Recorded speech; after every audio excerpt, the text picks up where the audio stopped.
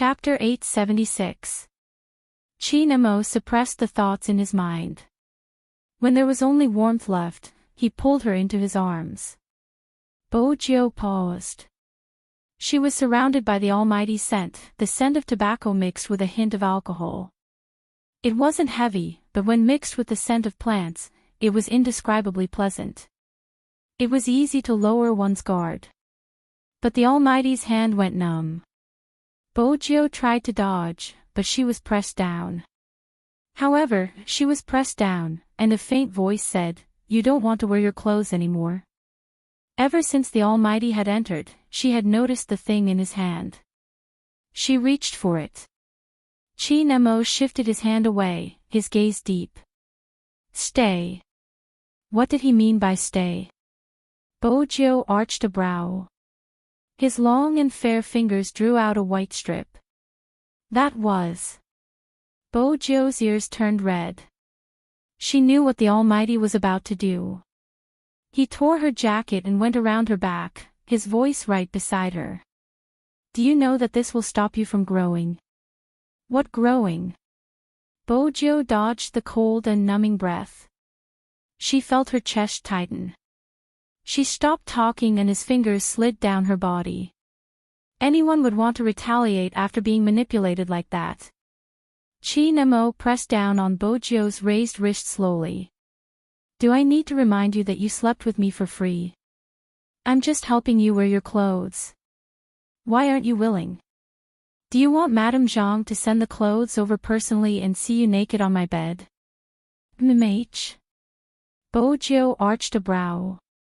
Before she could say anything, she lifted him up and placed him on her lap. He was really helping her wear her clothes.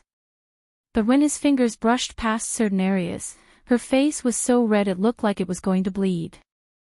Her heart was racing. The Almighty seemed to like it, his lips curving upwards.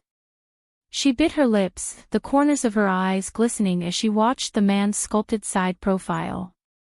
The Almighty seemed to always be like this. Regardless of the situation, he would never damage his looks. Even his figure was calm and elegant. Even though he was doing such a thing, the Almighty took about 10 minutes to put on a simple t-shirt and long pants. In the end, Bojo could only bear with it. He couldn't really let Auntie Zhang in. In reality, Bojo didn't even need to think to know that she was the only one who could make young Master Qin serve her personally.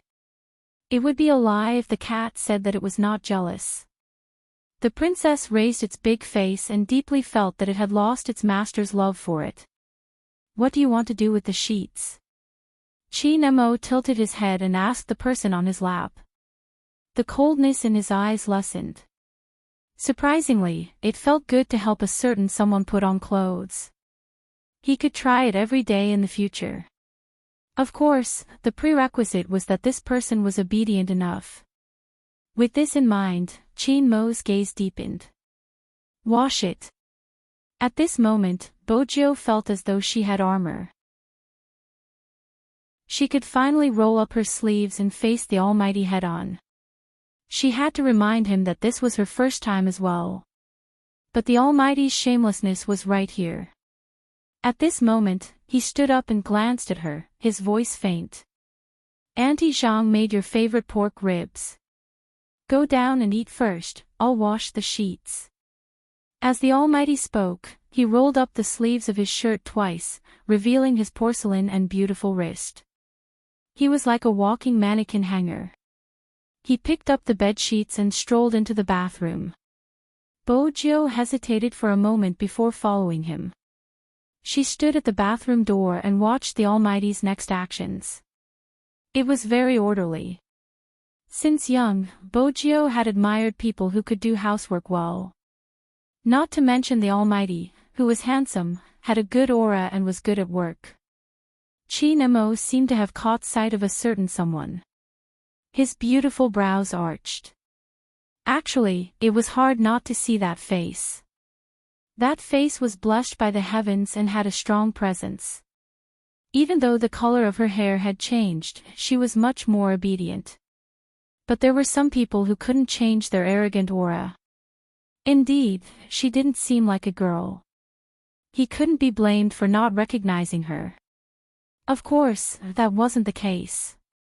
Another thing was that she was good at disguising. Z was the same. Aren't you hungry? Qin Mo's hands were stained with white foam. His black pants were straight as he tilted his head to support the sink. It was a different kind of handsomeness. Bo Jiu leaned against the sink lazily, a handsome smile on her face. Let's go down together after Brother Mo is done. Come over, Qin Mo instructed. Bo Jiu arched a brow. What? Help me light a cigarette, the lighter is in my pocket. Qin Mo used his chin to point to his long pants. Bo Jiu wasn't afraid of a cigarette. She took one over. The man didn't take it, instead, he lowered his lids and bit it with his lips. Even Bo Jiu had to admit that the Almighty couldn't shift his gaze away, especially when he pressed down on the lighter she had raised. His lashes lowered and the smoke filled the air. Bo Jiu found this Almighty a rare sight, especially in life. There was a cigarette dangling from his thin lips, his long and beautiful hands covered in foam. He stood there in his white shirt and black pants, tall and handsome, giving off a manly vibe. Who would have imagined that young Master Qin would wash the bedsheets like this? Bo Jiu clenched her fists tightly, suppressing the urge to lean over and kiss him.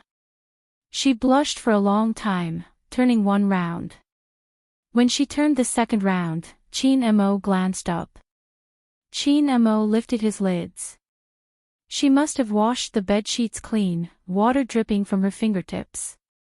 That was when Bo Jiu realized that a man like the Almighty was worth kidnapping both in bed and out of bed. She had to be more discreet. She didn't want to expose her ambition. Everyone knew Bo Jiu's ambition, to kidnap Qin Mo. The Almighty was probably the only one who wasn't aware of her ambition. What were you thinking when you circled me twice just now? The sudden voice made Bo Jiu feel guilty. She avoided the deep eyes that seemed to be able to see through everything. She smiled, revealing her canine teeth. Washing the bedsheets doesn't seem to fit your image, Brother Mo. I grew up in the military and washed the bedsheets myself. Qin Mo's tone was calm, as though he was describing something normal. Bo Jiu felt that the Almighty's upbringing was really good. It was probably because of his pure red background that the Almighty was able to develop into his current self. In the past, she had interacted with many powerful descendants, but there weren't many like the Almighty. The person who shouldn't have to do housework was actually good at housework. But he grew up in the military. The Almighty had really forgotten everything about his childhood, he didn't have any memories at all. What exactly had happened back then for the Almighty to become like this? Chapter 877. The temperature outside the window rose slowly. At the same time, in a certain luxurious district in Jiang City, the girl's expression was extremely dark. She ignored the people beside her. She had the habit of ordering takeout, otherwise, she wouldn't have so many takeout bags. Besides her, there were two other people in the room. One of them had a tattoo on his arm while the other was tall and skinny with a sharp mouth. What should we do next? Didn't they say that China isn't good at criminal investigations? Why are they doing so much this time? Even the car is being investigated. If this carries on, we will have to change locations. The tattooed guy wasn't bothered. What are you afraid of? We have a backer too, haven't we already contacted them? Some people are only interested in money, it's normal for them to give up on clues. Besides, it's just a car, it's just a test. Do you think we won't be able to do anything if we really meet them? Don't forget, the crime squad still has. Enough. The girl cut him off. Rao Rong will be here later, don't tell him about this, including what we are trying to do with Yu Hongliang. The tall and skinny guy chuckled. Of course we know that. Rao Rong is the same, we have been together for so long, what haven't we done together? Why can't he understand some things? I'll slowly work on Rao Rong's thoughts, but he hasn't had enough time. He hasn't been in the esports industry for long and he's still thinking about his old teammates. I can tell that he's moved after coming back, but once a person turns gray, it won't be easy to turn white again. Rao Rong is too naive. Don't bother about him, get your contacts to ask if there's an expert hacker in the crime squad. Who exactly is this person? I want to know everything about him. At this point, the girl's eyes darkened. As for the car, it was scrapped. The clues we found were limited. Don't worry, we're not Chinese. Even if we find something one day, we can just leave. As for the rest, we have the help of the person above us. What's there to be afraid of? Besides, I received news that a new criminal expert will be joining the crime squad. Another one investigating us. The tattooed guy frowned. How is that good news? The girl chuckled. You don't understand. In China, relationships are always complicated. Even between officials, there is a need to consider the bigger picture. How should this person be moved and how should that person be placed? Turning a blind eye is the best way for everyone to get along. The higher-up said that the criminologist was recommended for the sake of performance. After all, we caused such a huge commotion and anyone who managed to catch us would be considered a merit. But here's the main point, with one more person, it would take time for Qin Mo to mobilize the crime squad members. The tattooed man's eyes lit up. Are you saying that Qin Mo's power might be taken away? But he is the Qin family's. The Qin family will not interfere in this matter. The girl interrupted him. It is not within the scope of our duties. Chapter 878. The tall and slender man listened to their conversation and moved his mouse. Then, he paused. I think you guys should come over and take a look at this. Someone did an analysis on the forum. Some hackers said that we aren't Z, we're just imitating Z, don't bother with this kind of person. The girl smiled contemptuously. If he has the ability, let him find evidence. Saying that I'm imitating. Don't tell me Z's hacking skills have become exclusive to him. What a bunch of stupid hacker fans. I have my own stuff, they'll know in the future. Go do what you have to do, go do what you need to do. As soon as she finished speaking, a man in a black hoodie walked in. His handsome face was cold. What's going on with you, Hongliang? The tall and slender man stood up. Rao Rong, lower your voice, the checks are very strict. He didn't just sleep with others, right? Rao Rong's gaze wavered. Other than those damn women, what else did he do? The tattooed man didn't think much of it. It's just to get some goods out through him. Why are you so agitated? Merchandise. Rao Rong's gaze trembled. Powder. As he spoke, he turned his head and looked at the girl. We said that we would only punish those who deserve to be punished. What do you mean now? The girl glanced at him, placing the things in her hands down. Her face was still as sweet as ever. Don't be so agitated, Rao Rong, you have to know that no matter what you do, you need funds. If not, how would you be able to return to the esports scene? Rao Rong clenched and unclenched his fists. The girl looked at his expression and smiled. Alright, let's not talk about this anymore. You still have a competition tomorrow, so prepare well. This is what you like the most. The higher-ups have also sent news that if you win this match, they will make a lot of money. You can also continue to stay in the esports scene.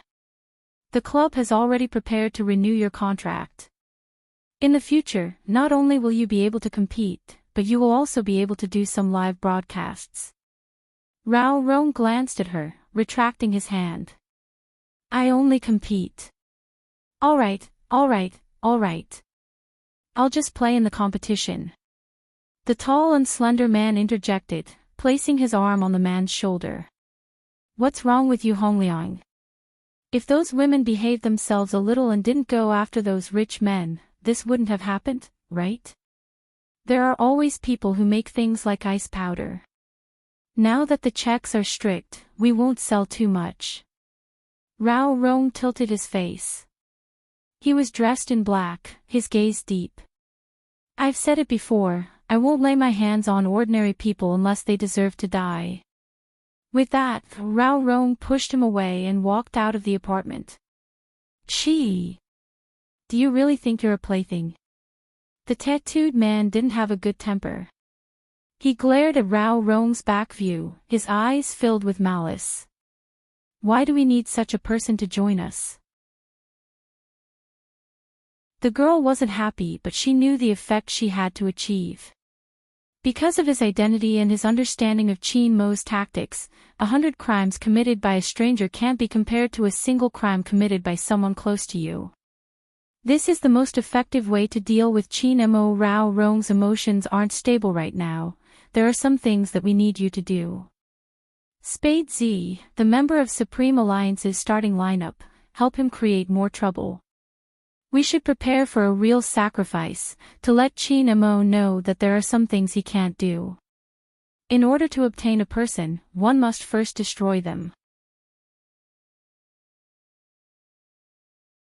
Chapter 879. Rao Rong walked out of the apartment, the emotions in his eyes hadn't calmed down. It was an indescribable pain. Leave. He couldn't bear to. Because he wanted to come back. Because he wanted revenge.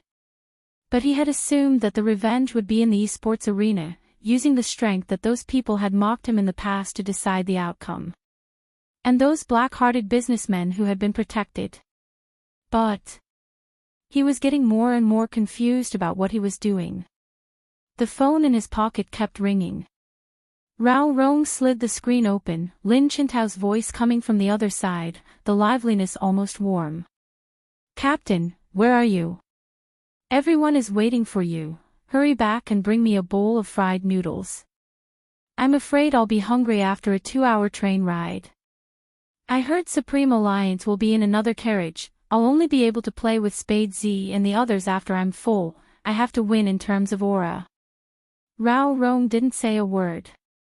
Even he didn't understand why the annoying voice would make him feel so at ease at this moment. It was probably because there wasn't anyone else who could think of him that way anymore. There wasn't a single person left. Rao Rong stuffed a hand into his pocket, his voice hoarse. I'll be there in a minute. The other end broke into laughter. Hurry, it's the National League. That was right, it was the National League. The National League his father had always wanted to see. Our Rao Rong, he's really good at gaming. He'll definitely bring us the championship. The moment he closed his eyes, he could see the face in his memory and the cold expression in the end. He had never believed that his father would commit suicide. That day, he had been waiting for him. Rao Rong tightened his grip, the phone heating up along with his eyes. In the end, he stuffed his phone into his pocket, his back view arrogantly entering the taxi. Lin Feng was also rushing him. He had hesitated for a long time before making the call. Mainly, there hadn't been any news from Little Spade. When their captain had left yesterday, he had been exuding a demonic aura. Making the call was akin to asking for trouble. Thinking about it, it wasn't easy for Lin Feng to be in charge of the harmony of the team. On the other side, the Qin family had just started their meal. In Bo Jiu's words, the Qin family's delicacies had always been particular. It wasn't luxurious, but it was the authentic northern way of eating. Just the sight of it was enough to whet one's appetite. The spiced beef was cut into large pieces and there was chili oil at the side. The best way to eat it was to dip it in and take a bite. But obviously, someone didn't allow her to eat spicy food. They only asked Auntie Zhang to place a small plate far away from her, right beside the Almighty. This made it impossible for Bo Jiu to sneak a touch. She rested her arms lazily behind her back, sitting like a playboy. Her face was still handsome, but she seemed to have lost all meaning in life. Auntie Zhang wanted to laugh as she watched from the side. In the end, she made a small green onion pancake for the young man. She added some meat sauce, cut some cucumber strips, and wrapped it around the beef. The aroma lingered in her mouth. Bojo shifted her attention away from the chili oil. Her table manners were elegant and manly. Half of her face was puffed up as she ate the pancake. Her appetite was shockingly huge. Chi Nemo arched a brow and placed some food he didn't like on the youngster's plate. Bojo didn't say anything and just swept the food. She had been like this since young, eating carrots that pets didn't like. Madame Zhang shook her head. She was starving the child.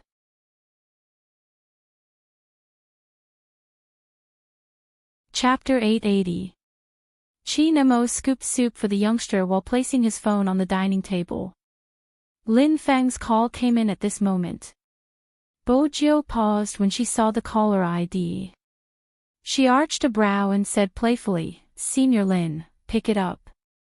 Chi Nemo didn't free his hand, his handsome face expressionless. Bojo bit her chopsticks casually and leaned over to swipe the phone. "Hello." On the other end of the line, Lin Feng was a little confused. Wait a minute, why was that little spade's voice? Lin Feng moved his phone away slightly, glancing at the number he had dialed. It was his captain's, he didn't make a mistake. Are these two together? Lin Feng's heart was in turmoil.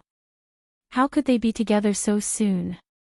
The Fu and Qin families weren't neighbors like the Yun and Lin families.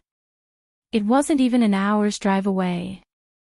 Besides, their captain had been furious yesterday, he was obviously going to punish her.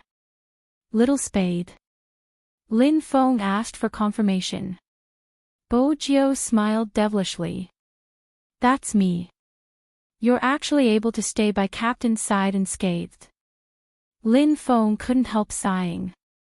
Bojo arched a brow. What was this? I even slept with your captain. But she couldn't say that in front of the Almighty. We're eating. He meant that it wasn't convenient for them to talk. Lin Feng was a smart person and understood his brother's hint.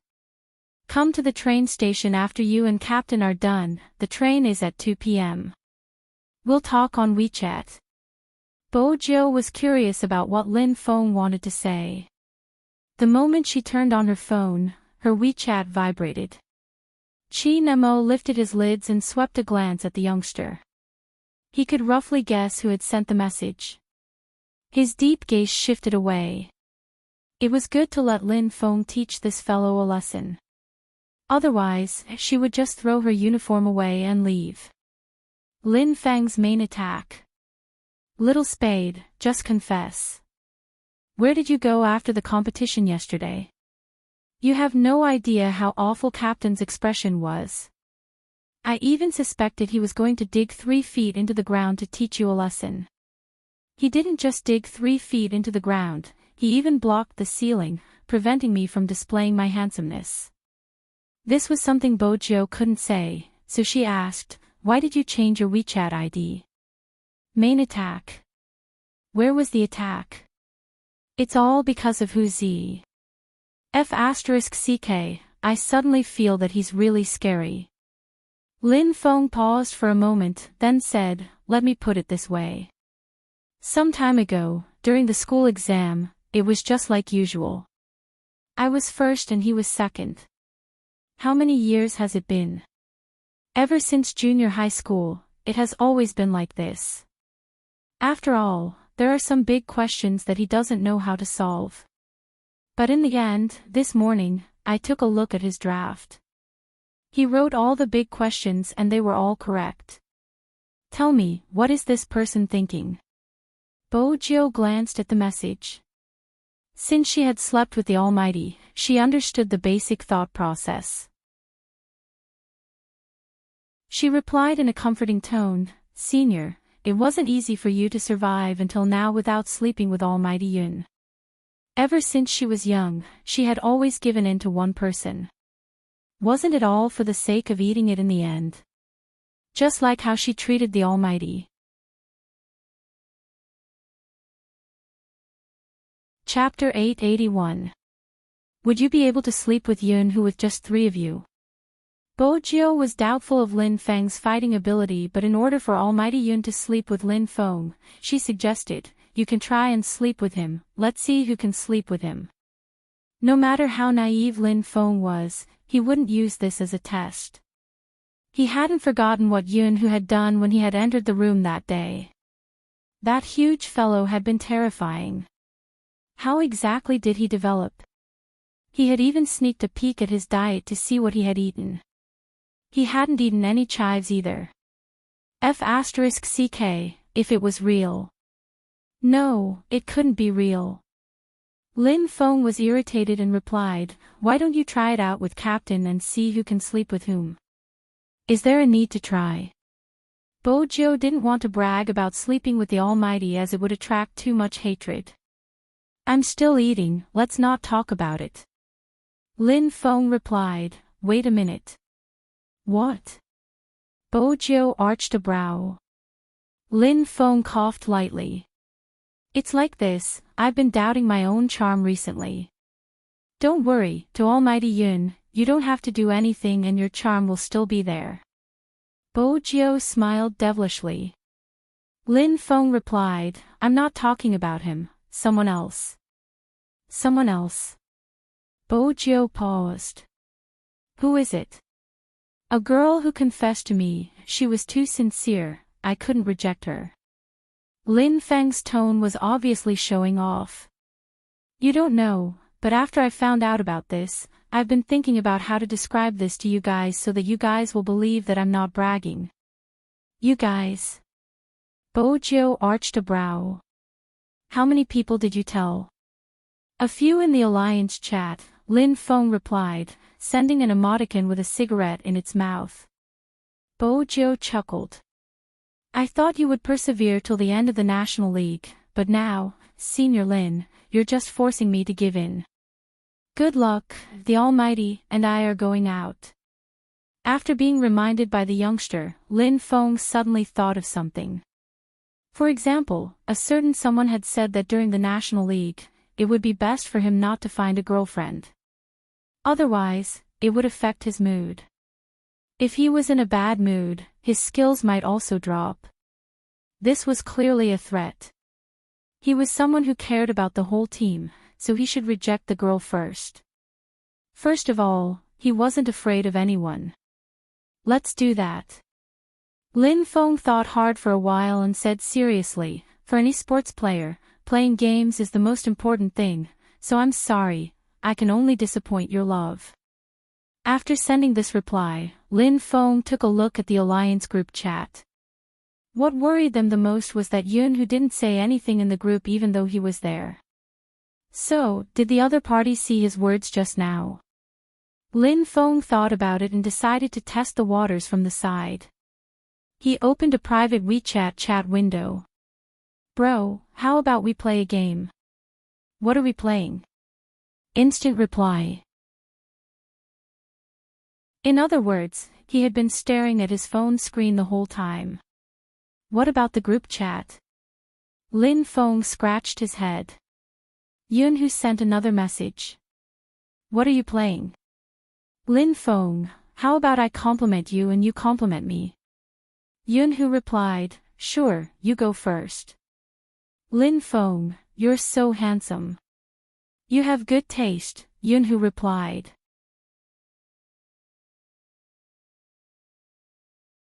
Chapter 882. F***ck. Lin Feng almost flipped the table. Didn't you say that if I complimented you, you would compliment me? You were clearly complimenting your big brother. Did you really think that I was just a naive person?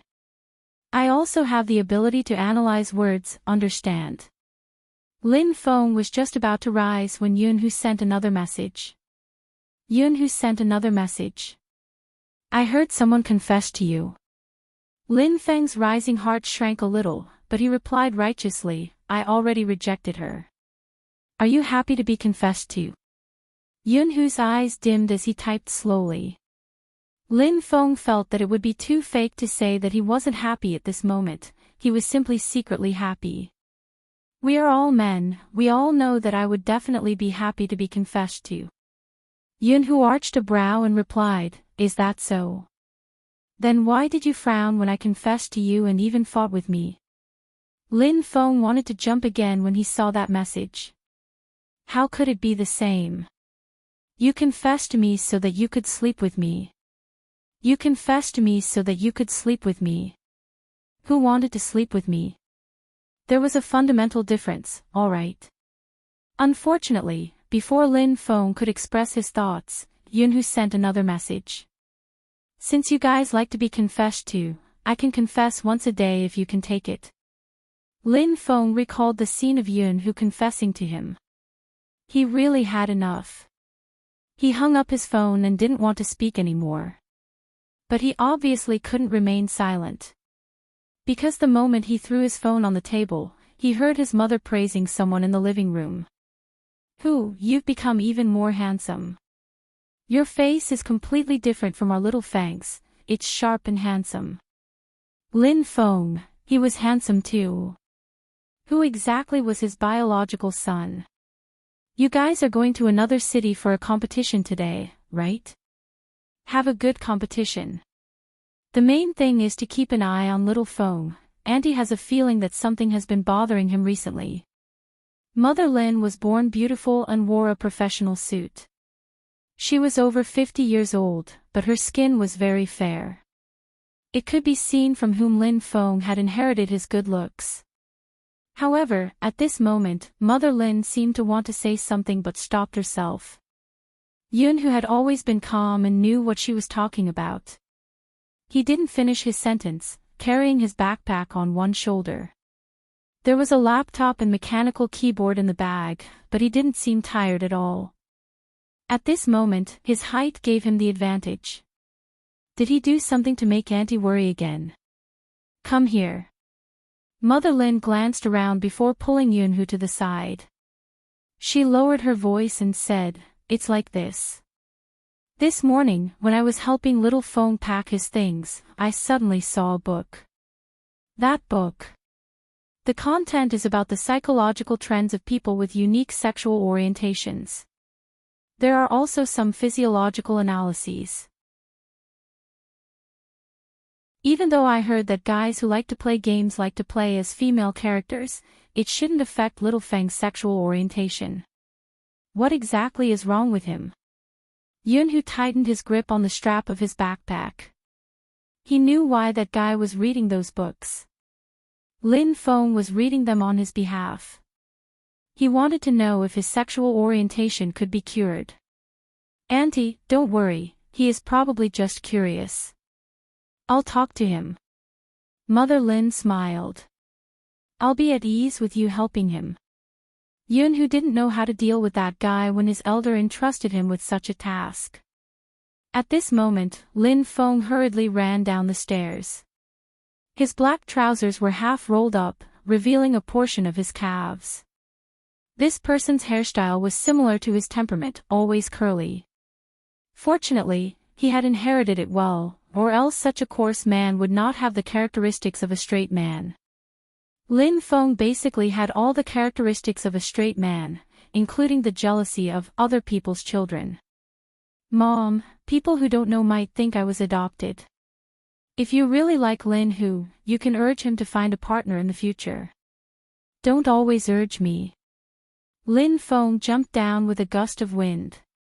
He didn't even zip his backpack properly and there was a black "OK" sticker on his face. When Mama Lin saw her son, her true nature was exposed. She slapped him on the back. Look at you, you're already so old. Can't you be more mature? Look at Huzi, you're clearly two brothers living in the same courtyard, but why is there such a big difference? Lin Feng had to say that his mother looked especially beautiful on the surface. But that wasn't her true nature. Taekwondo, martial arts, and the fact that his mother had beaten his father into submission when she wooed him. Lin Feng didn't want to talk about how he felt when his mother slapped him in the face. He almost vomited blood. At this moment, his brother still had a conscience. He instinctively pulled him behind him and raised his hand to glance at his wrist. "Auntie, we have to catch the high-speed train at 2 p.m. Don't worry, I'll keep an eye on this guy." Only then did Mother Lin stop. She was indeed a changeable elite. Facing Yunhu, she was natural and unrestrained, gentle like a mother. "All right, I'll leave little Feng to you." Lin Feng really wanted to tell his mother, "What's there to befriend? The guy you like is still thinking about how to sleep with your son. I'm struggling so hard." Mother Lin was probably still worried. She pulled her sloppy prodigal son to the side. "I'm warning you, even if you..." With that, Mother Lin felt that this wasn't the time to be too direct.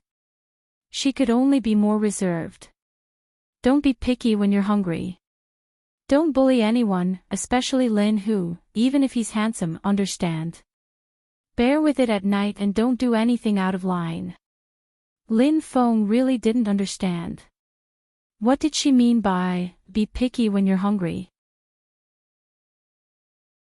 Did the Empress Dowager misunderstand something? But Mother Lin didn't give her confused son a chance to understand more. She walked over to Yunhu and said in a low voice, "What happened just now will be a secret between you and Auntie.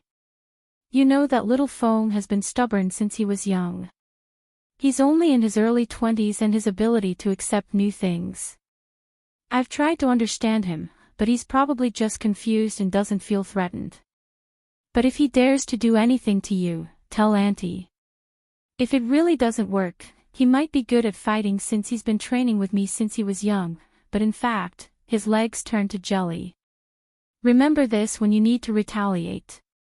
The Lin family had been neighbors for many years. Yunhu already knew Mother Lin's character. He arched a brow. "Auntie, you mean that Lin Feng might do something to me?"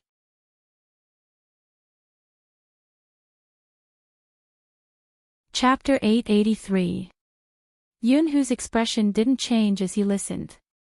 He was as steady as a mountain and his eyes were deep like the ocean. He was indeed the trump card of the Supreme Alliance. He calmly replied to Mama Lin, "Okay. If that guy could really do anything to him, he would definitely cooperate. Why would he cripple him? He didn't need to do anything. Even if he allowed him to get close and didn't reject him, he would try his best to keep him by his side." Of course, Yunhu had always known that even though Lin Feng looked innocent, he was a straight man and wasn't easy to change. It wasn't just difficult. Yunhu was clear that if it wasn't for his current identity, that day, he would have to take a few hits to his face. He thought he could try his best. He could try his best to make him accept. If it really didn't work, after the competition. Yunhu glanced up at the guy who was still pulling his hair. They would separate for a period of time. No matter how uncomfortable it was, he had to quit. Lin Feng wasn't sure of Yunhu's thoughts and didn't know what they were talking about. All he knew was that before he left, his mother kept looking at him as though he was a perverted man. The warning in her voice made him puzzled. He was dressed rather well today and hadn't done anything wrong recently. What was wrong with his mother? This was an unsolvable problem. Time trickled by. 1:30 p.m., Jiang City South Station. There weren't any express trains here, only high-speed trains and intercity trains. Hence, it wasn't as congested as the West Station. Even so, there were still many people at the security checkpoint on the second floor. Bo Jiao and Qin Mo were both dressed in pure black uniforms. Not only were they long legs and narrow waists, but they were also handsome in different styles. One could only imagine the scenery. Since yesterday, Bo Jiao hadn't been free to deal with her scumbag father and those who called themselves fans. She could only entrust it to Lawyer Bai. But according to Lawyer Bai, Manager Feng had been dealing with those who wanted to find a chance to attack Supreme Alliance. Those people wanted to make an issue out of yesterday's incident. Manager Feng cooled down first and then released a statement, only mentioning the infringement and not the actual incident. It was obvious that this kind of person with no moral bottom line would get more arrogant the more you cared about him. Besides, his motive was impure and he wanted to gain popularity. As long as Feng Yi ignored him, they couldn't gain popularity even if they wanted to. On the other hand, they couldn't wait to quarrel so that they could become famous. It was a pity that Manager Feng had been in this business for a long time and had encountered all kinds of troublesome kids. How could he please the other party? Even if it was a little troublesome, it didn't affect his intelligence. No matter how many hours he slept, Manager Feng was still smiling. He was good at socializing with people, but the Fu family was the most difficult to deal with this matter, because no one knew whether Su Mei was the only one who knew about Little Spade's disguise as a man, or whether Fu Zhongyi also knew about it. Manager Feng wasn't sure about this matter, so he asked his boss. As a criminologist, such an analysis wasn't difficult for Qin Mo.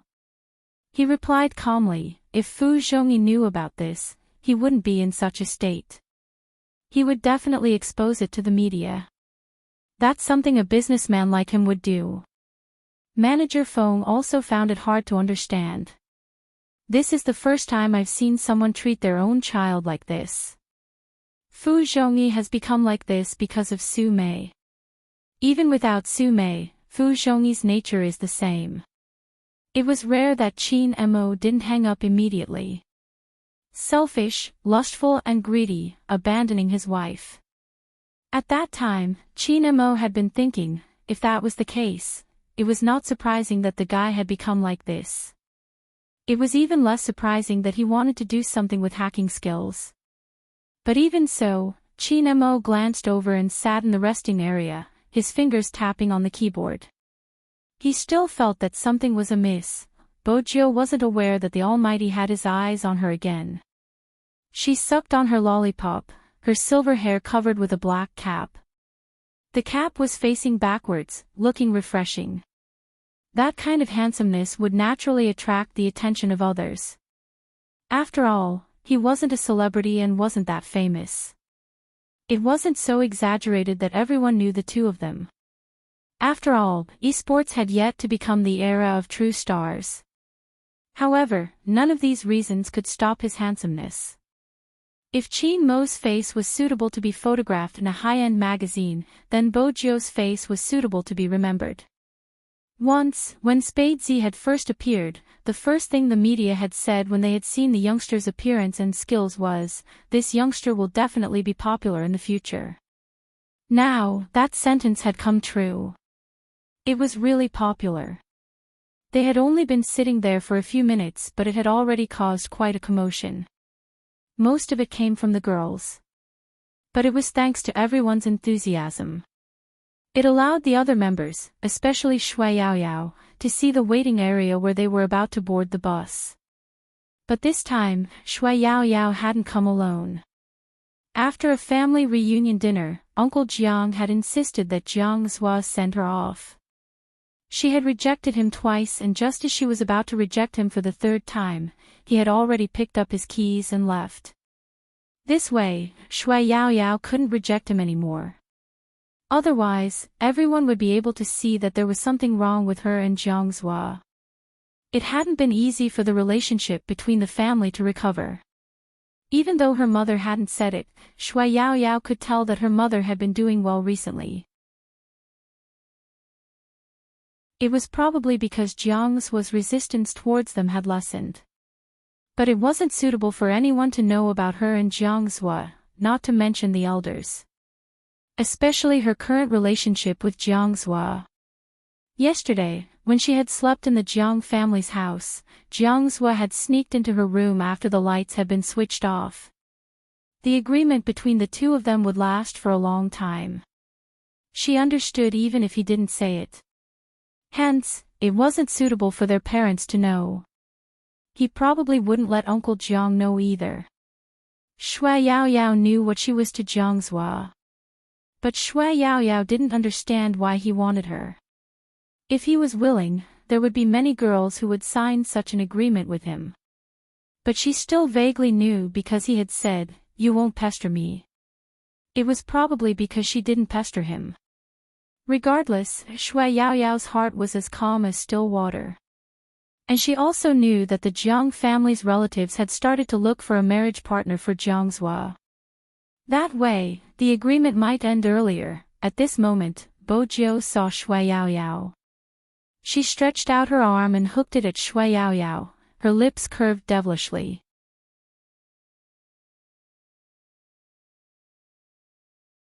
Chapter 884. Jiangzhua saw the youngster's actions, his eyes dimming when Shui Yaoyao walked over. Bo Jiu hadn't forgotten about the birthday party. She wanted to get close to Yaoyao so that he would understand that Yaoyao had a family too. "How's the preparation?" the youngster asked, tossing another candy into Shui Yaoyao's hands. Shui Yaoyao smiled, her mood lightening. "It's all right, I can coordinate with Feng Shang. It's still a 5v5 position." Bo Jiu arched a brow. Shui Yaoyao wasn't sure. "I wonder what Almighty Qin's arrangements are." Usually, they would only be distributed after they arrived. His Highness Zhou must be aware of this. Bo Jiu did know, but it was just to make them look closer. The moment Shui Yaoyao sat down, she placed her arm lazily on the back of the chair. Her silver hair was hooked by the black cap, her long legs slightly crossed, looking extremely cool. She turned to speak softly to Shui Yaoyao. The intimacy was eye-catching in Jiangzua's eyes. Jiangzhua hadn't forgotten why Shui Yaoyao had agreed to be with him. She had been worried that he would help Wu Zhen investigate young Master Fu. He hadn't wanted to agree, nor would he agree. At that time, he had just wanted to provoke this woman. Jiangzhua hadn't expected it. For this person, she was willing to do anything. It seemed as though the moment he appeared, there wasn't anyone else in her eyes. Things were different now. His hands tightened under the sleeves of his suit, the car keys imprinted in his palm. Jiangzhua tucked his hand into his pocket and glanced up at Qin Mo. "I have something on, let's drink when I come back." Qin Mo replied, not saying much. Hence, when Shui Yaoyao lifted her head, he was already gone. Bo Jiu finally asked the truth. "Why is he sending you off?" It wasn't easy for him to reject Uncle Jiang. Shui Yaoyao chuckled. It probably wasn't easy for him to endure until now. "Is that so?" Bo Jiu lifted her lips playfully. It wasn't clear if it was intentional, but when Jiangzhua turned back, she placed her arm over Shui Yaoyao's shoulder. Her clean and handsome face was filled with a smile. Jiangzhua's cold gaze swept past the two of them. When he retracted it, it was obvious that his gaze had deepened. Even the way he walked didn't seem like a noble young master anymore. There was an indescribable coldness in him. Shui Yaoyao didn't notice the undercurrent, but it didn't mean that Qin Mo couldn't see it. He glanced at the smile on the young man's thin lips and the action of patting his shoulders. Without further ado, he reached out and pulled up the back collar of the young man's shirt. He lowered his voice and said, "Come with me, let's talk." Shui Yaoyao wanted to save his Highness Zhou, but when Almighty unleashed his aura, he was handsome and hard to deal with. In addition, the young man smiled at her and shook his head. Shui Yaoyao had no choice but to sit down again. Her heart was a little perturbed. The Almighty wouldn't do anything to Highness Zhou, right? Qin Mo wouldn't do anything to the person he had just eaten. It wasn't like he could eat again at the train station. But discipline was still necessary.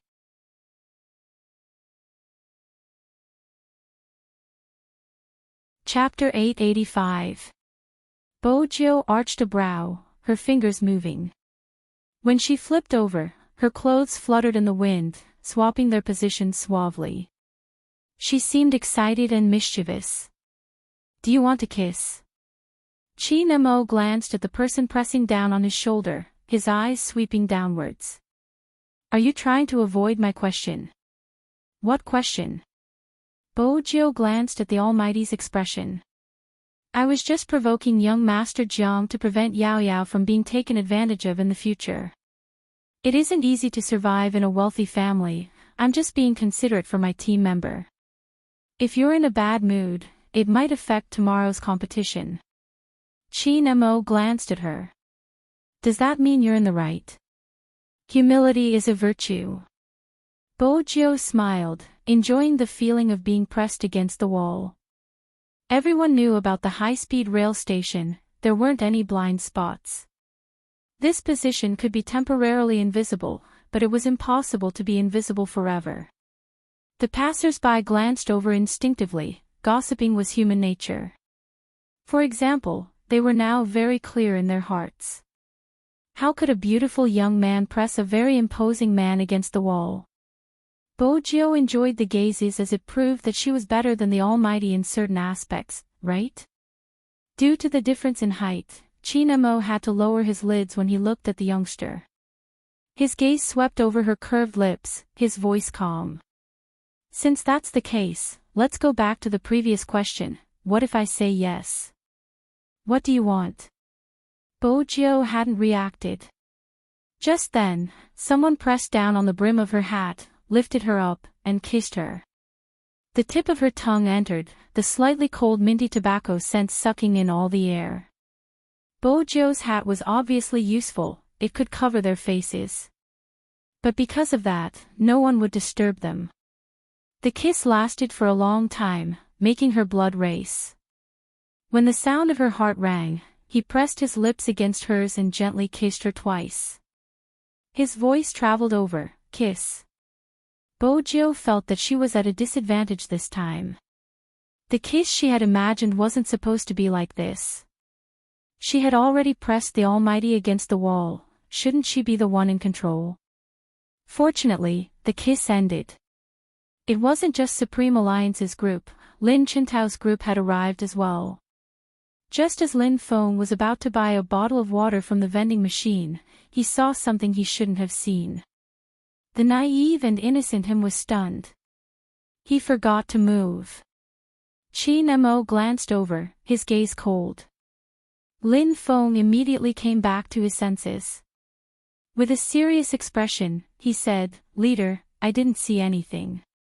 You guys can continue, you guys can continue." After saying that, he immediately turned around and left, not even taking the mineral water from the vending machine. But in his heart, it was as if 10,000 alpacas were running. Do you know that imagining it is one thing and seeing it with your own eyes is another? Captain and Little Spade, two men.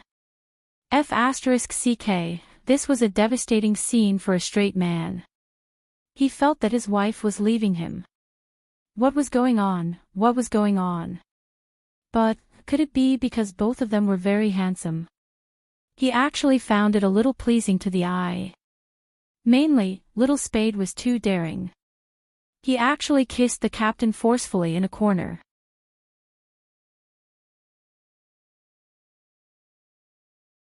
Chapter 886. When Yunhu saw Lin Feng was in such a state. He seemed to be in a daze and his face was obviously red. Didn't you go to buy water? Where's the water? With Yunhu's reminder, Lin Feng remembered that he hadn't taken the mineral water but he couldn't explain the reason. He sat on the chair and shut his eyes. I'm not thirsty anymore. The person who had been asking for water wasn't thirsty anymore. Yunhu arched a brow but didn't expose him. When he glanced up, he saw the two of them walking over from the direction a certain someone had come from. His voice was filled with understanding. Did you see something you shouldn't have? Everyone knew how naive Lin Feng was. He jumped immediately. His gaze came into contact with Yunhu's face, especially when he saw the beautiful shape of his thin lips. For some reason, he felt a little awkward. He asked in a rough voice, what can I see? With that, he sat back down. Unfortunately, someone came to expose him. Senior, you forgot your water. It was Bojo. She sat beside Lin Feng, her voice soft. Did you get a shock? Lin Feng wanted to reply, but when he met Yunhu's gaze, he pulled her to the side. When did you and Captain progress so quickly? You even kissed, you so wrongly. Bojo arched a brow. The Almighty was warning me not to flirt. Lin Feng pouted. I so wrongly. Do you think your big brother is blind? Kissing is kissing. I still have that much tolerance. But how did you manage to get the captain? That's too amazing. Why? Bojo laughed lightly. Are you going to use the same trick on Almighty Yun? Lin Feng covered her mouth. Don't spout nonsense. I was just chatting casually, why are you so agitated? Bojo moved his hand away, a playful smile on her face. That wasn't a casual chat. With the two of them guiding him, Lin Feng felt uncomfortable no matter what. Why wasn't the bus checking the ticket yet? He decided that he would sit next to anyone but Yunhu. Otherwise, his imagination would run wild and his imagination would run wild. On the other side of the waiting room was Lin Chintao's team. It was different from Supreme Alliance's free-range policy. Almost all of them were sitting in a row, wearing the same attire and sitting posture.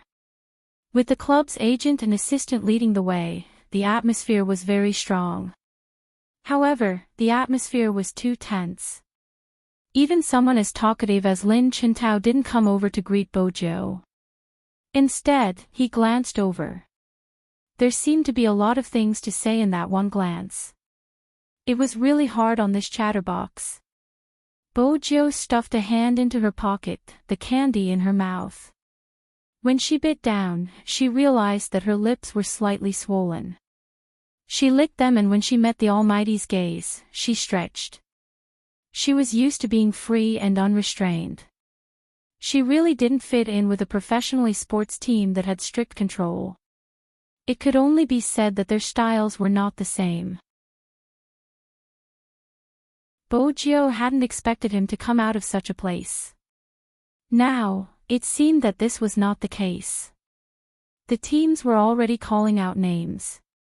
If anyone was late, the consequences would be unthinkable. Even Lin Chintao became extremely calm at this moment.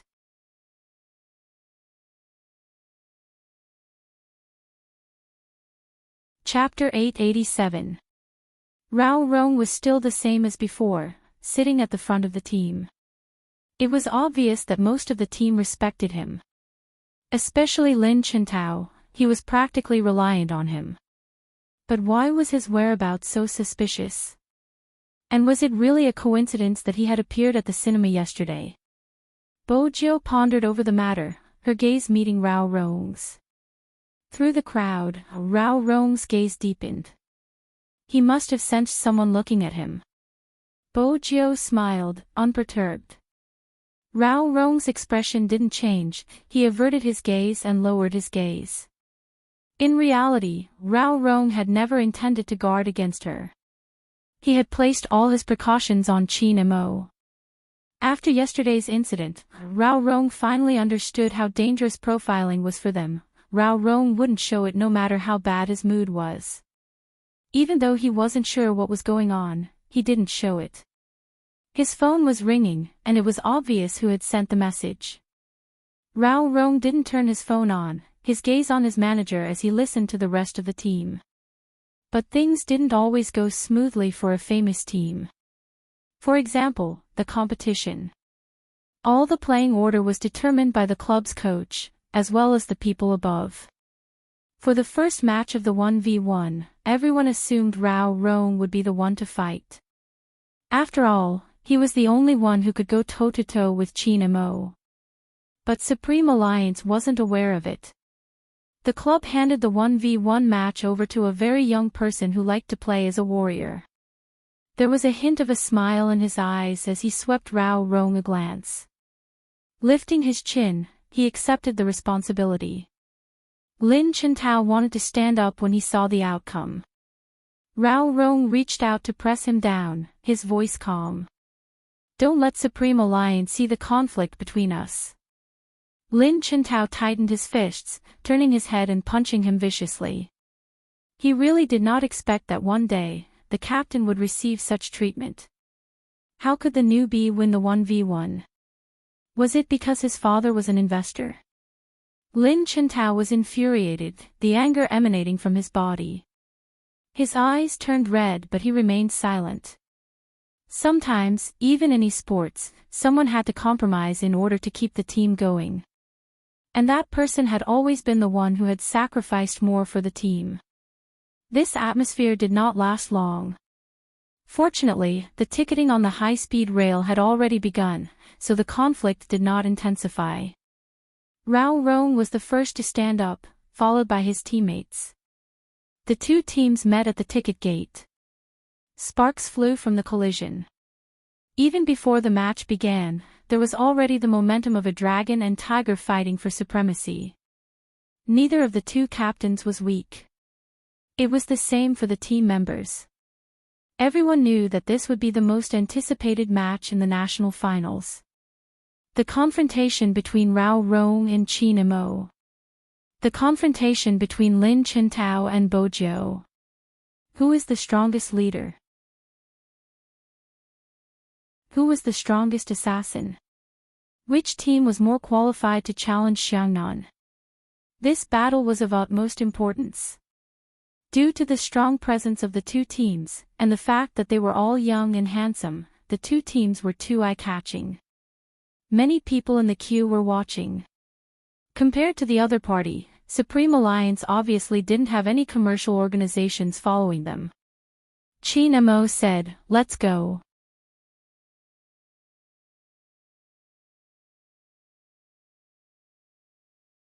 Chapter 888.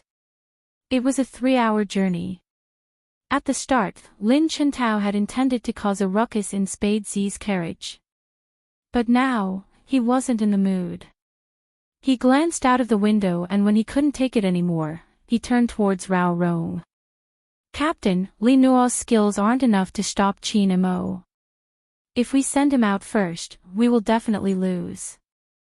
Rao Rong stopped drinking, twisting the bottle cap. "Don't worry, Qin Imo won't be participating in the 1v1. I'm guessing they will be fighting a 2v2. Lin Chintao was shocked.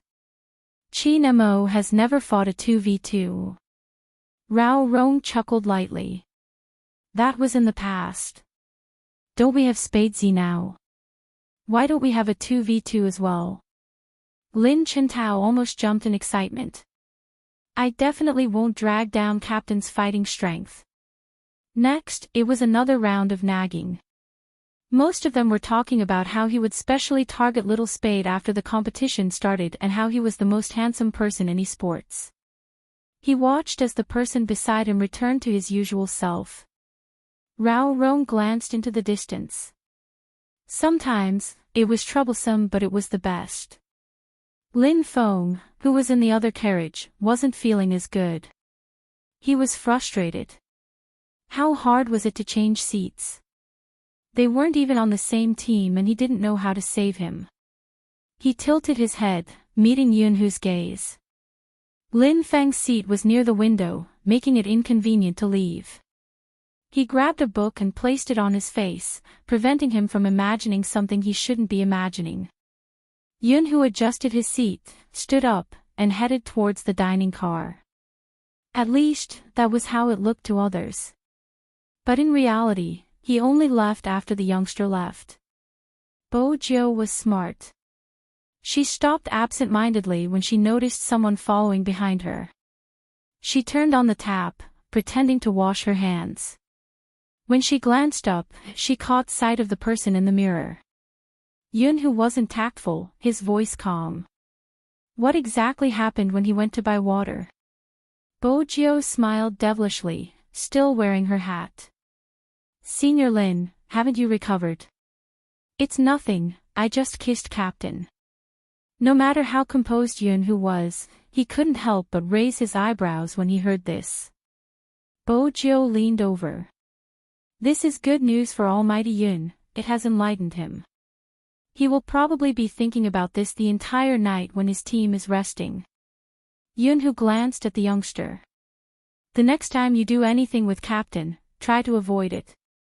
That guy isn't like Captain, he doesn't have a strong mental endurance. Afraid of scaring him away. Bo-Jio smiled playfully. Yun-Hu didn't deny it. After he got the answer he wanted, he walked back to his seat and looked at Lin Feng for a moment. Then, he sat down and lowered his voice, it's just a kiss. Is it that serious? Those movies you watched in the past, are they all food for you? Lin Feng pulled the book away from his face and thought to himself, F***ck, how can that be the same?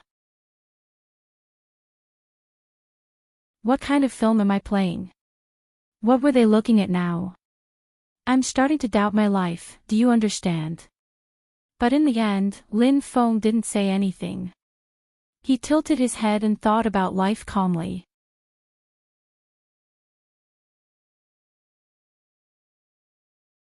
Chapter 889. Try what? After Lin Feng finished speaking, he coughed heavily. His expression was manly. F***ck, why was he stuttering like baby Feng? He couldn't lose in terms of aura. Yun-Hu arched a brow. What else can we try? Since you are so concerned about it, why don't you kiss me personally? Speaking of which, you still have your first kiss, right? Lin Feng was on the verge of flipping the table. Who are you looking down on? Who said I still have my first kiss? I have a girlfriend too. His few girlfriends. Everyone was well aware of this. They got close to him because of Yun-Hu. Lin Feng still remembered the last time he broke up with his girlfriend. It was because he saw her hugging Yun-Hu's waist, her head tilted upwards as though she was about to kiss his chin. But even so, he had to maintain his image. Yun-Hu's gaze sank in that instant. Even his voice wasn't the same as usual. That's all. With who? You don't have to worry about that. Lin Feng was serious. Don't say that I don't want to teach you, we are going to compete soon. Don't think so much nonsense. But Yun-Hu insisted on this answer. With who? Lin Feng's eyes darted left and right. As a straight man, he would never admit defeat in front of other men. Hence, Lin Feng's face turned red as he lied, it's the girl who wanted to seduce you. Her. Yun-Hu retracted his gaze, his fingers clenched tightly. Lin Feng felt that he had finally managed to deal with it. It was so embarrassing to have his act exposed. Phew. If Bo-Jio was here, she would definitely say, Lin Feng, you naive boy, you're provoking him on purpose. It was a pity that Lin Feng didn't have such thoughts. After the conversation, the thoughts that had been troubling him didn't surface, he just tilted his head and fell asleep. The bathroom on the high-speed train was usually cleaner, especially since Jiang City was the first stop. Even if it wasn't clean, Bo-Jio had to stay in there to receive a message. This wasn't a message she could receive in front of the Almighty. She had to hide in the washroom. Bo-Jio glanced at her phone screen. It was an email, every word related to Rao Rong, including his background and his father's death. Bo-Jio's fingers stilled, her eyes darkening as she replied, focus on investigating Rao Rong's father's death, there's something fishy going on. In a high-rise apartment in the city center. On the screen, in the 5v5 hero arena, a red-clothed assassin swept his sword horizontally. When the announcement of 4 kills rang out, he jumped back, making it impossible for the person chasing after him to even catch a glimpse of his shadow. His gaze fell on the lit-up phone screen, and his beautiful thin lips smiled. His face was clear and handsome, and his fingers moved slightly as he replied, okay. On the game page, there were still people shouting, "Almighty, wait, add me as a friend." Hoshino had already exited the game, his fingers tapping on the keyboard as he opened an unknown forum. No one knew the existence of the forum. All IPs will be hidden. That place had the most perfect firewall. It could avoid all the Internet Surveillance Bureau's detection. That was one of Z's important ways to obtain information. The young lord of the hacker world wasn't just a joke. Because the firewall here was made by Z himself.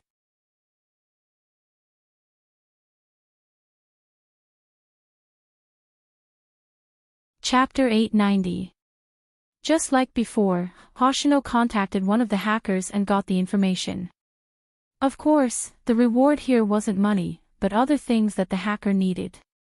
For example, protection. The true balance of the network needed protection. Because some hackers didn't know what they were like in real life.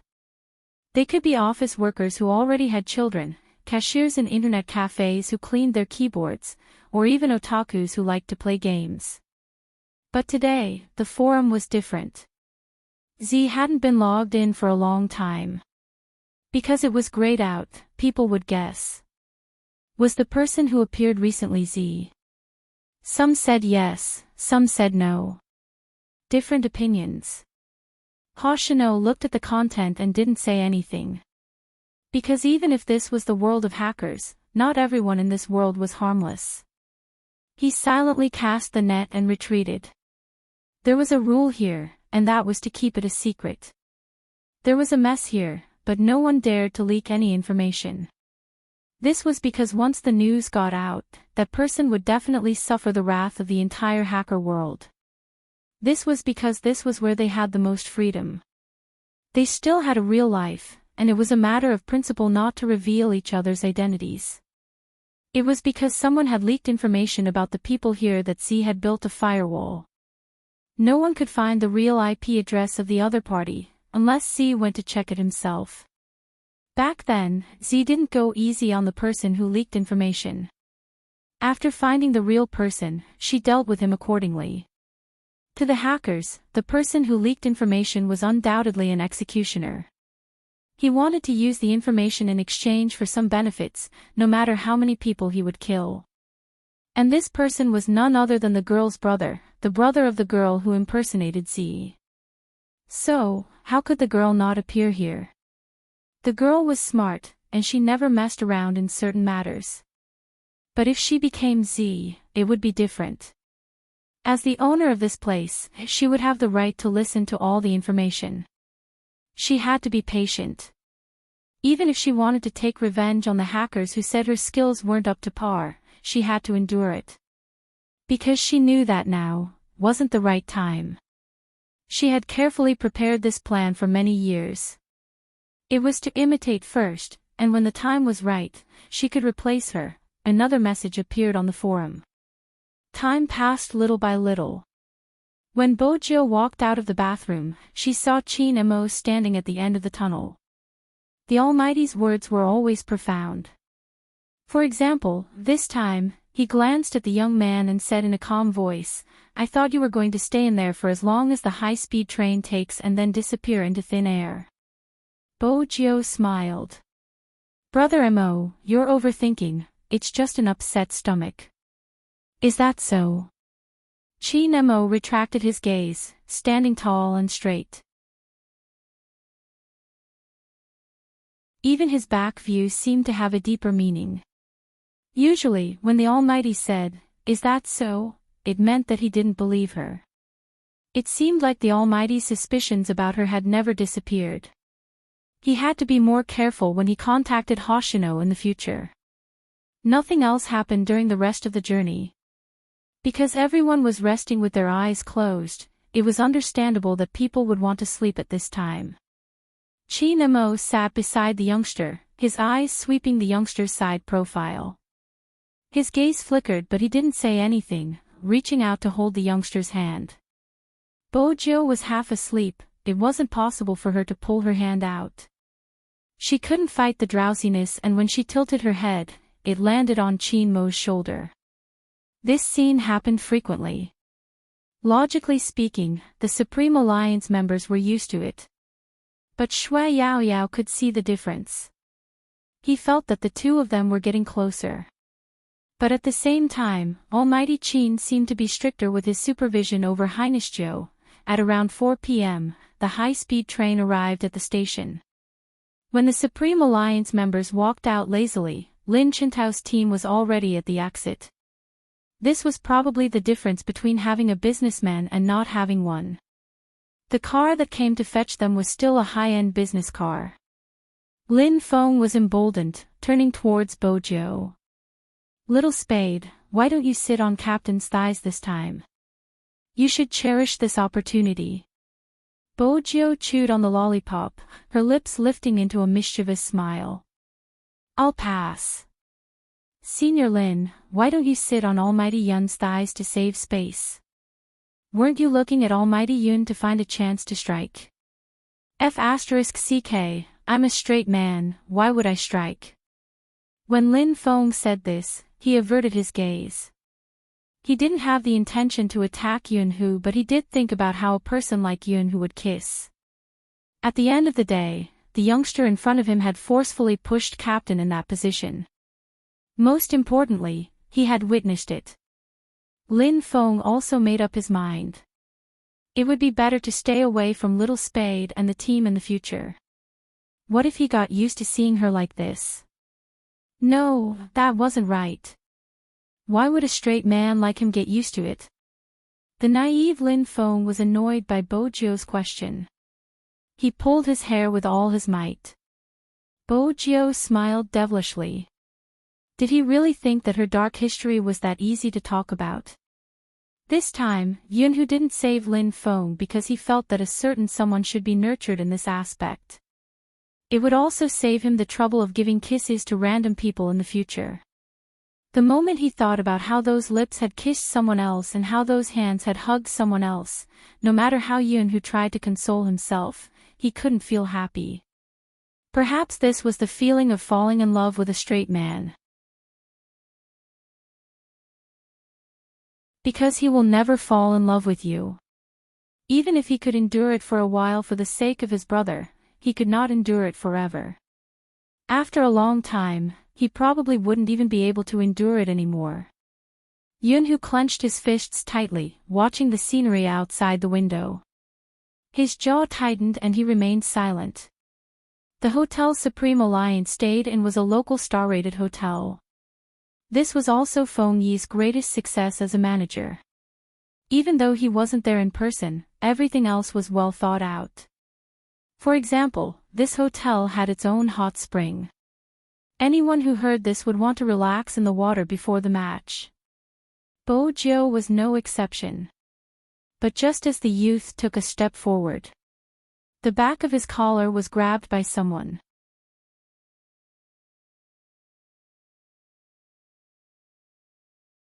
Chapter 891. Lin Feng had wanted to place his hand on the youngster's shoulder, but when he heard his captain's words, he retracted his hand instantly.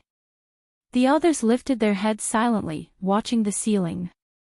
Since they were in the hot spring alone, it was easy to misunderstand. Qin Mo didn't bother looking at their expressions. He held onto the back of her collar with one hand, entering the other elevator. Did she know how easily they would be exposed for a hot spring bath together? She didn't even have that much self-awareness. How exactly had she managed to remain undiscovered? Qin Mo glanced down, sweeping a glance at the face in his hand. Indeed, she didn't look like a girl. Mainly, she was overly handsome and had a mischievous look on her face. "Brother Mo, aren't the hot springs located halfway up the mountain in the backyard?" Bo Jiu wanted to play with them. Her current hobby was to tease Senior Lin. It wasn't a good idea to follow the Almighty. Qin Mo watched the numbers on the elevator, his side profile handsome. "There's a high-end area, it's on the balcony. It's definitely expensive." Bo Jiu shook her head. Deep down, she was delighted to be able to scam him. The elevator stopped. Chi Nemo took a step forward, his voice calm. It's fine, you can pay. Bojo, why are you still standing there? Chi Nemo arched a brow. Bojo decided to take the chance to educate the Almighty.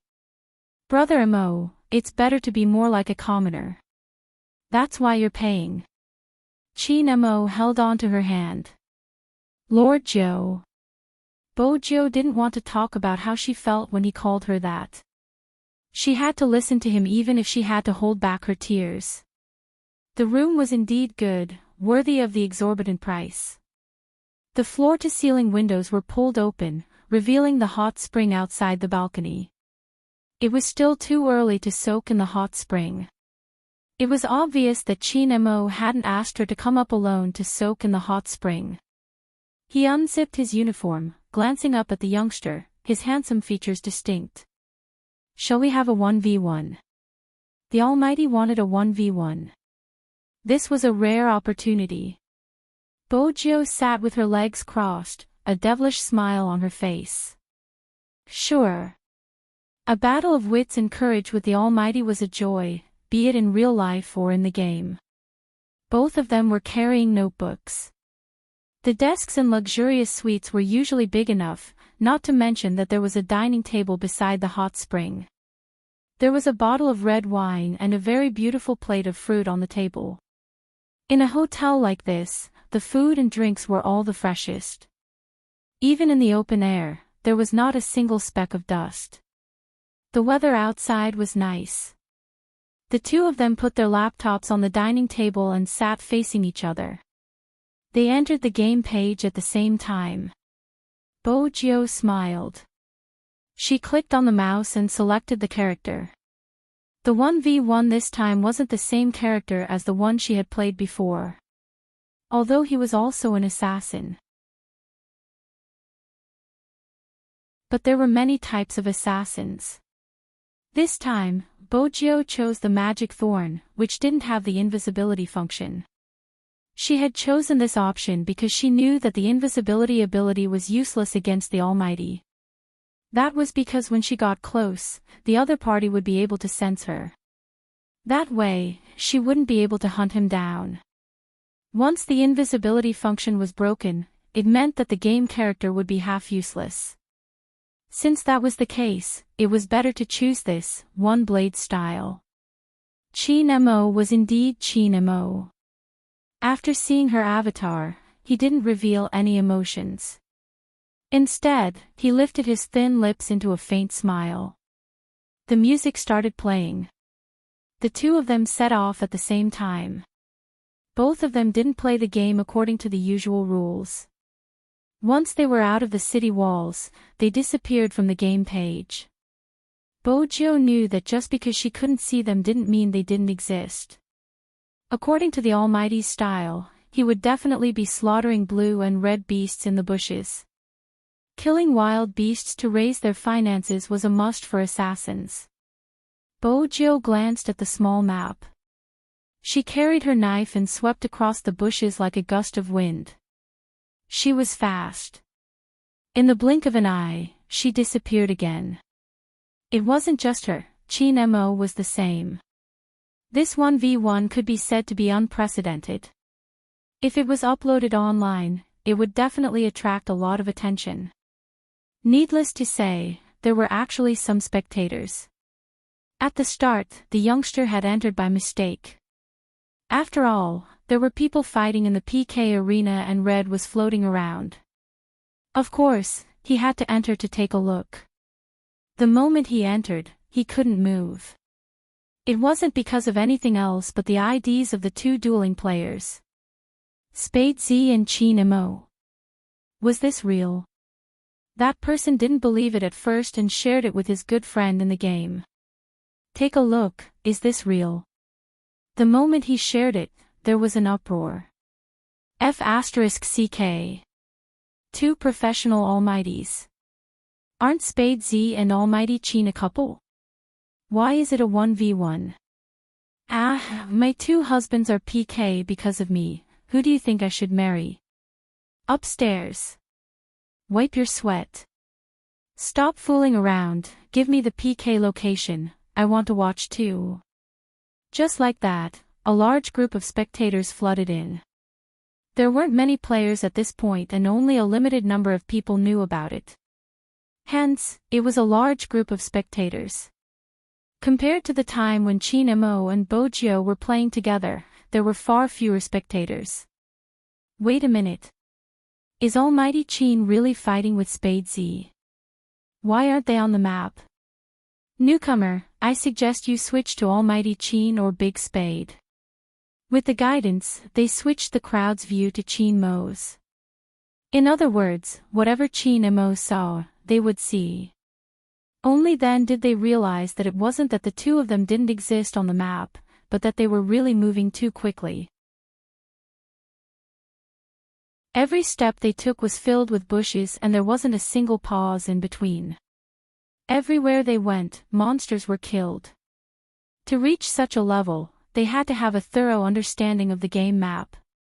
If it were me, I wouldn't even know how to move in the wilderness and would often bump into walls. Bump into walls, cough, cough, I'm sure everyone has experienced it before. There's no need to explain, but Almighty Qin's maneuvering is indeed beautiful. How exactly did he do it? There aren't any traces on the map, it's almost as though he's hidden. Isn't it impossible just because of his fast hand speed? Other than his maneuvering, he has to be able to accurately understand every position on the map. How many times does he have to play hero to be able to do that? It has nothing to do with the number of times.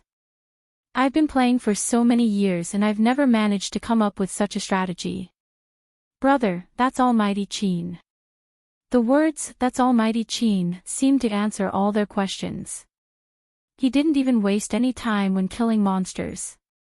His moves were used to pass through walls, and when he reached the middle lane, he didn't forget to destroy a wave of troops. Be honest, who do you think will win? It's definitely Almighty Qin, isn't that obvious? But as soon as he finished his sentence, a line of words appeared on the computer screen. The Tyrant King has been killed by Spade Z. Everyone who played hero knew that killing the Tyrant King would double the player's experience. F***ck, he killed the Tyrant King so early. When it comes to killing monsters in the wilderness, Big Spade is the best. He kills everything he sees. So what if we don't have blue and red beasts? We still have the Tyrant King. Wait a minute, what is Big Spade doing? Hiding in a deserted area. But was there really no one? A person suddenly appeared on the originally deserted map. It was Qin Mo. Everyone knew that the real experts would fight in the wild. Now Spade Z had decided to go against Qin Mo. Was he going to fight? But this time, they were wrong again. Spade Z didn't move. Instead, he hid in the bushes, as though he had disconnected. What's the meaning of this? What else could it be? He's going after the other big monster, the Tyrant King. Almighty Qin and Big Spade are passionate about killing in the wilderness. Otherwise, why would they wipe out the opponent's wilderness during the competition? If this goes on, will Almighty Qin be caught? From Qin Mo's angle, he couldn't see Spade Z, who was hiding in the bushes. Both of them had the same equipment. In order to kill the big boss, they would use lifesteal and meat equipment so that they wouldn't be killed by the boss. Because when the boss lost HP, the hero would heal. But even so, there was a risk of losing HP while hunting the big boss. According to the current pace. Once the Tyrant King and Qin Mo lost HP at the same time, Spade Z would jump out, killing two birds with one stone, killing both the Tyrant King and Qin Mo. Even if he couldn't kill two birds with one stone. At that time, Qin Mo would escape to avoid Spade Z's attack, giving up on hunting the Tyrant King. Naturally, the Tyrant King would fall into Spade Z's hands.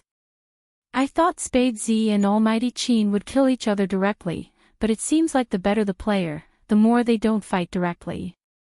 Why? If they fight directly at the start, they won't be able to compete. Indeed, the reason why Hero of Legends was more interesting than other games was that it wasn't just a game where you cut me with your sword and I killed you with my sword. Instead, it required the player to think and set up a strategy. How to move, how to attack, when to advance, and when to retreat were very particular. On the screen, Chinemo only had half HP left, and so did the big monster Tyrant King. Both of them were losing HP. Everyone held their breath, as if they had been waiting for this scene. Simply put, they were waiting for Spade Z to show his blade. Assassins all knew that the strongest move of an assassin was the big move. Whether the big move was used or not, it directly affected whether the person could be killed. It's coming. As soon as this sentence came out, the surrounding players all fell into a state of nervous breathing. They stared at the screen, their eyes lighting up. It wasn't because of anything else, it was because Spade Z, who was hiding in the bushes, had moved. On the other hand, Chinemo didn't have much HP left and the Tyrant King was on the verge of collapse. This was the best time for all assassins to hunt. Bojo narrowed her eyes, her slender fingers moving abruptly. Her movement seemed to be able to create a shadow. It was because of her fast hand speed that she was able to achieve such an effect. In the past, no matter how good people described Spade Z, they had never experienced it for themselves. But now, as they watched him rush out like a cheetah, they realized that other than Spade Z, no one else could attack with such speed. This time, Almighty Chin was probably going to be caught. But was that really the case? The moment Spade Z rushed over, Chinemo leaped over the wall. It was as though Chinemo had eyes in the back of his head, jumping over the wall. He missed. The surrounding crowd was so excited that they didn't care about the situation, grabbing onto the computer table, their entire bodies glued to the screen. F***CK. How did Almighty Chin do it? I'll give him full marks for that jump, no one would be able to catch him. But the problem is, Almighty Chin is too good at calculating, he didn't jump earlier or later, choosing this moment to let Spade Z tank the monster. Wait a minute, it's not over. Indeed, it wasn't over. The moment Bojo entered the boss pit, she knew she had been tricked by the Almighty. With the Almighty's jump, all the aggro on the boss was directed towards her. Less than half of her HP was gone. But that wasn't the main point. The main point was the Almighty's big move, the 3000 knife cutting. That white slender figure that came and went without a trace flashed back again. A huge silver brilliance instantly filled the screen. It was so beautiful that it was a little ridiculous. If it had been anyone else, they would have died under such an attack. But Bojo was Bojo, even though she was trapped by the wall, she could still execute her most beautiful move. The weapons clashed, sparks flying. Her movements were unbelievably fast, and with the effect of her move, she managed to avoid the fatal 3000 knife cutting. The audience couldn't see how Spade Z moved, but it was that dazzling movement that gave off an extremely cool effect. They never knew that this game character could be played so beautifully. It felt as though they had been caught off guard. Nice dodge. Some people couldn't help but exclaim. He can escape. As long as he has HP, with Spade Z's hand speed, it won't be hard to escape. But Chinmo's tactics weren't that simple. He knew that he didn't have any more moves and normal attacks wouldn't be able to deal with Spade Z. Hence, Chinemo turned and attacked the boss, which had regained its full HP, before retreating swiftly. It can't be, he's still fighting at a time like this. Just as the audience was about to ask. On the other side, Spade Z, who had jumped out of the wall with low HP, was struck by the boss claws. He couldn't resist anymore, lying in the bushes. The audience was dumbfounded. They couldn't wait to start a video chat. So Almighty Chin's move was intentional, using the boss to kill. F***ck. This is the first time I've seen someone use such a tactic. Besides, Big Spade was the one who wanted to capture Almighty Qin, but why does it feel like he fell into Almighty Qin's trap? It wasn't a trap. Bojo glanced at the hero lying on the ground, her silver hair moving. When she glanced up, there wasn't a hint of disappointment. Instead, when she glanced at Qin Mo, her eyes darkened. Qin Mo glanced at the youngster in front of him, meeting her gaze, his voice calm. Hero isn't just about hand speed. Bojo's competitive spirit was ignited. Another round. Qin Mo didn't agree. Instead, he stuffed a hand into his pocket and stood up, nonchalantly. Take off your clothes. Bojo arched a brow in confusion. Qin Mo replied, it's time for the hot spring, besides, you lost. Bojo.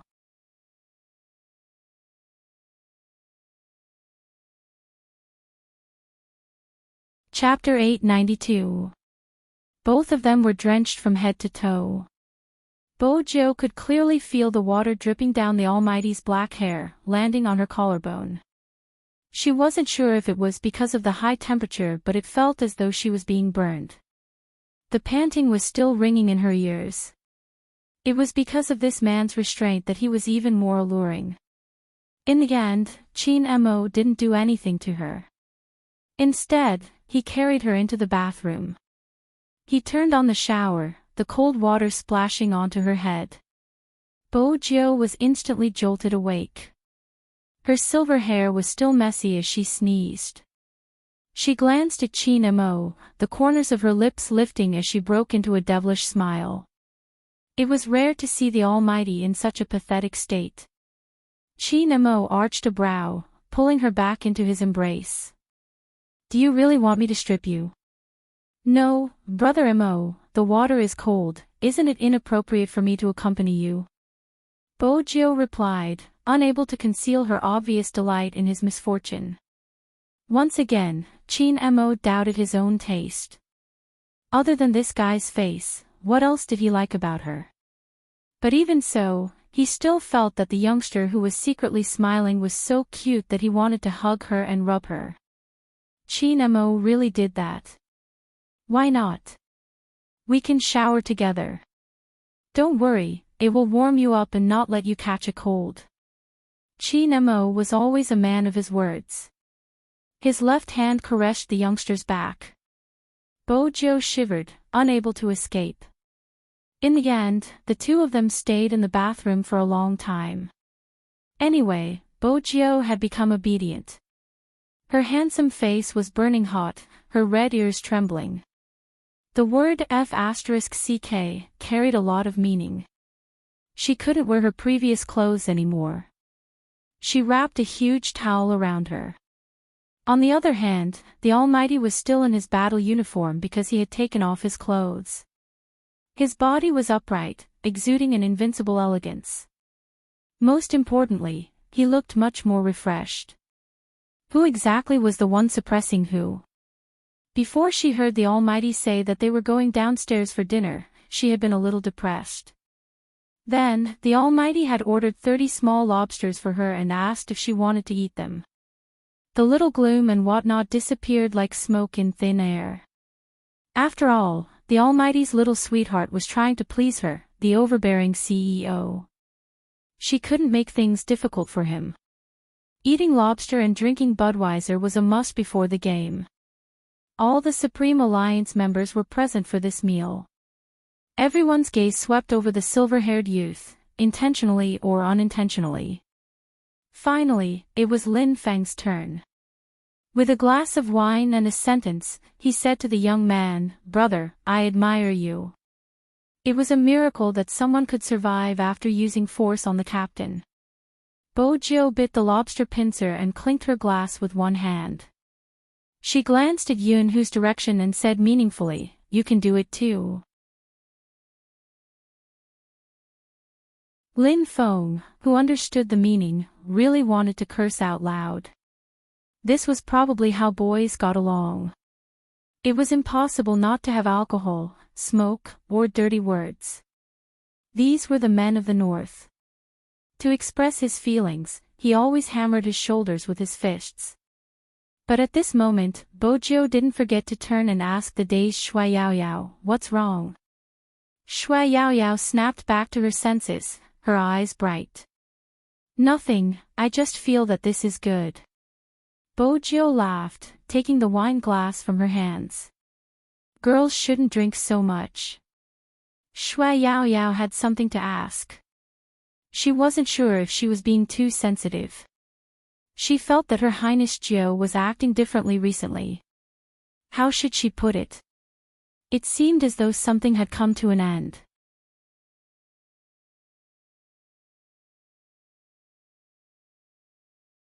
Chapter 893. But speaking of which, after the National League.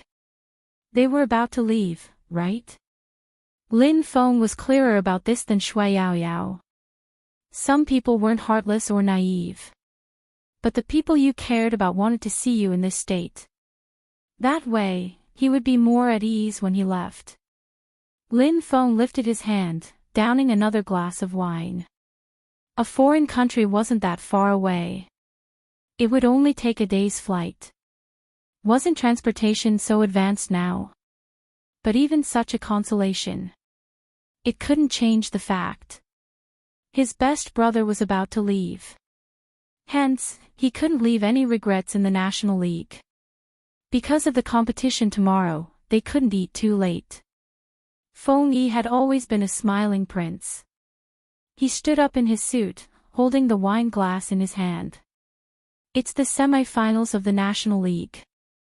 After this match, we might meet with Xiangnan, our former opponent. They are now the ace of the esports industry. It is said that no one in China can defeat them. This time, it's time for Supreme Alliance to shine. Yunhu, 1v1, Spade Z, Qin Mo, 2v2. With that, he glanced at Qin Mo, smiling. You and Little Spade can coordinate beforehand. MMH, Qin Mo replied faintly. It was obvious that this arrangement was what he had in mind. I wish Supreme Alliance a victory. With that, Feng Yi tilted his head back and downed the wine in his glass. The duo he had high hopes for could finally shine in the esports arena. The trump card had to be left for the crucial moment. Because they knew that tomorrow's competition wasn't going to be easy. Rao Rong, that man, had supported the entire team. The night sky darkened. At the same time. In the same city. In a different hotel. After doing some research, Rao Rong was about to return to his room when he received a call. It wasn't anyone else, it was the fake C that the crime squad had been chasing. The girl caressed the cat in her arms, sighing deeply. Rao Rong, it's hard for me to call you so late at night. But I have no choice, there's a change of plans, you have to lose tomorrow's competition. Lose? Rao Rong clenched his empty hand. Do you know what you're saying? Calm down. The girl frowned, not liking his way of expressing his emotions. The bet for this match is huge and many people have invested. Everyone has high hopes for your team. If you lose, our partner will earn quite a bit. Rao Rong, you don't have to react so strongly, you know better than me that things aren't as simple as they seem on the surface. There are benefits involved in esports as well. Isn't the reason why your previous club chased you away proof? Rao Rong tilted his head, his gaze sinking. I can't agree to this request, this is esports. Rao Rong. The girl rubbed her forehead as if she felt that this person was extremely stubborn and troublesome. Now that things have come to this, you should understand that whether or not your father's case will be overturned depends on whether or not you can satisfy your partner. You are already an adult, so I don't have to explain too much. Losing the competition is good for you. Rao Rong's eyes reddened. Are you threatening me? Just treat it as a threat. The girl glanced over at the platform she was paying attention to, her gaze venomous. Do whatever you want, it's just a suggestion. Before you make a decision, think about why you came back, don't mix things up. That way, your father's case can be reopened and I can help you gather more information. Or do you think you can avenge your father without us? Rao Rong, aren't you awake yet? The higher-ups don't have the time to bother with your father.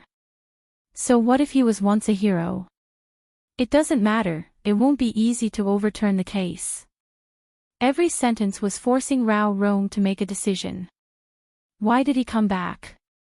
That year, his family broke up and he was chased out of the entertainment department. At his wits' end, he made a deal with the devil. He had a premonition, but his desire for revenge was too strong. He wanted to overturn his father's case, to return all the humiliation he had suffered. Once he got to know the devil, he would fall into the abyss. In the dead of night, Rao Rong kept asking himself this question. The answer was inexplicable. In such a world, the shameless always had a better life than the shameless. Because they never felt guilty. When the pain was at its peak, Rao Rong would always smoke, and this time was no exception. He locked himself in the bathroom, lit a cigarette, and leaned his head against the wall. He raised one hand and heavily punched the wall. He had to lose. It was his blood. He couldn't take revenge. He couldn't accept it. No one could understand how he had lived the past 2 years. The moment he closed his eyes, he would remember his father's face. His body slid down the wall, his bloodshot eyes gradually returning to a calm state. There were many ways to kill a person. To destroy his will. Rao Rong lowered his lids. When his black hair fell down, he typed 3 words. I will lose. He couldn't even type another word. In the end, he had let down his father's wishes, to be an upright person and play an exciting esports game. He couldn't do it anymore. Dreams weren't something that could be achieved with hard work. In the face of dirty reality, one could only lower their head. Rao Rong stood up, his back slightly damp as he walked into the night. He assumed it would be pitch black when he entered. But when he opened the door, he was surprised to find the desktop on. Someone was sprawled on the table, rubbing his eyes when he entered. He cursed. F***ck, Xiao San Peng, you shameless bastard, you promised to train me so that I can face Supreme Alliance in a better state tomorrow. How dare you attack me when I'm asleep? You're asleep. If I don't attack you, who else would I attack? Besides, how many times have I told you to call me handsome? The earpiece was loud and the person's voice wasn't soft. The quarrel made Rao Rong pause. Lin Chentao turned his chair around, looking at him. Captain, where did you go? I've been waiting for you. Rao Rong reached out, tugging his collar. In the darkness, his expression couldn't be seen. Just taking a walk. You couldn't sleep either, right? Lin Chentao glanced up at the ceiling before shifting his gaze back. We're going up against Supreme Alliance tomorrow and I can't even keep my hands to myself. Captain, will we win? Rao Rong tightened his grip at the last sentence. In that moment, he didn't dare to meet the annoying person's eyes. Lin Chentao promised once again, I won't drag you down. Without any warning, when he turned his head, he saw that face. Rao Rong tilted his head, his voice shrouded in the night. It's late, sleep early. We'll talk about the competition tomorrow. Hearing this, Lin Chentao was a little disappointed, but after thinking about it carefully, he felt that the captain was right. I'm going to play one more round to consolidate my skills. Rao Rong didn't stop him, he didn't chase the annoying fellow out like before. At least for today. He wanted him to be alone with him. The familiar game sounds. The page of Hero entered. It was a game he had loved ever since he was a student. His father used to play with him, listening to the sounds. Rao Rong shut his eyes slowly, at the Hot Spring Hotel, the Supreme Alliance members weren't asleep yet. While the Almighty was on the phone, Feng Yi left the youngster behind with a sly smile. You don't have to worry, as the director of the Qin Group and your manager, I can handle such matters. You have to be careful, don't let the media catch you. You're still a boy, even if you're staying together, you have to be careful. Before you entered, we were playing. Bojiu leaned back, her arms slouching lazily. What you saw was just the wager after the 1v1. The corner of Feng Yi's mouth twitched in disbelief. 1v1. You and young Master Qin. Tomorrow's competition will make me realize my problem. The fastest way is to win against me. Bojiu stood up, stuffing a hand into her pocket as she sighed. But the wager is a little shameless. Feng Yi stilled. This was the first time he had seen someone who could understand the person's intentions so quickly and analyze it so clearly. What did you learn? Feng Yi chuckled. The youngster glanced over, the moonlight shining through the floor-to-ceiling windows. Her silver hair accentuated her handsome face. Hero isn't won by just having fast hands, it's just the basics. When you meet an expert who truly understands hero, it's useless no matter how fast your hands are. In order to win, experience, strategy, and teamwork are required. Hero has never been a one-man game. Feng Yi stilled again. When had it been? That person had said it before. Hero had never been a one-man game. The current Spade Z made him feel at ease. If he were to fight against Rao Rong, regardless of how fast his hands were, he would still lose. Tomorrow's competition was destined to be a battle of skills. If he hadn't understood this point, he would have been worried little Spade would lose. But from the looks of it, that person was more thorough than he had thought.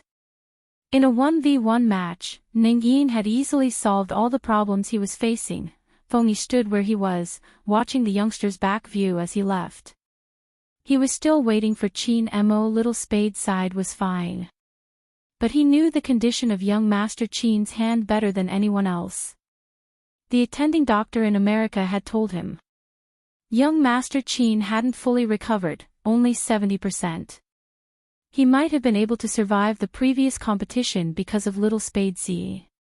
He didn't have to use the true 3000 knife cutting.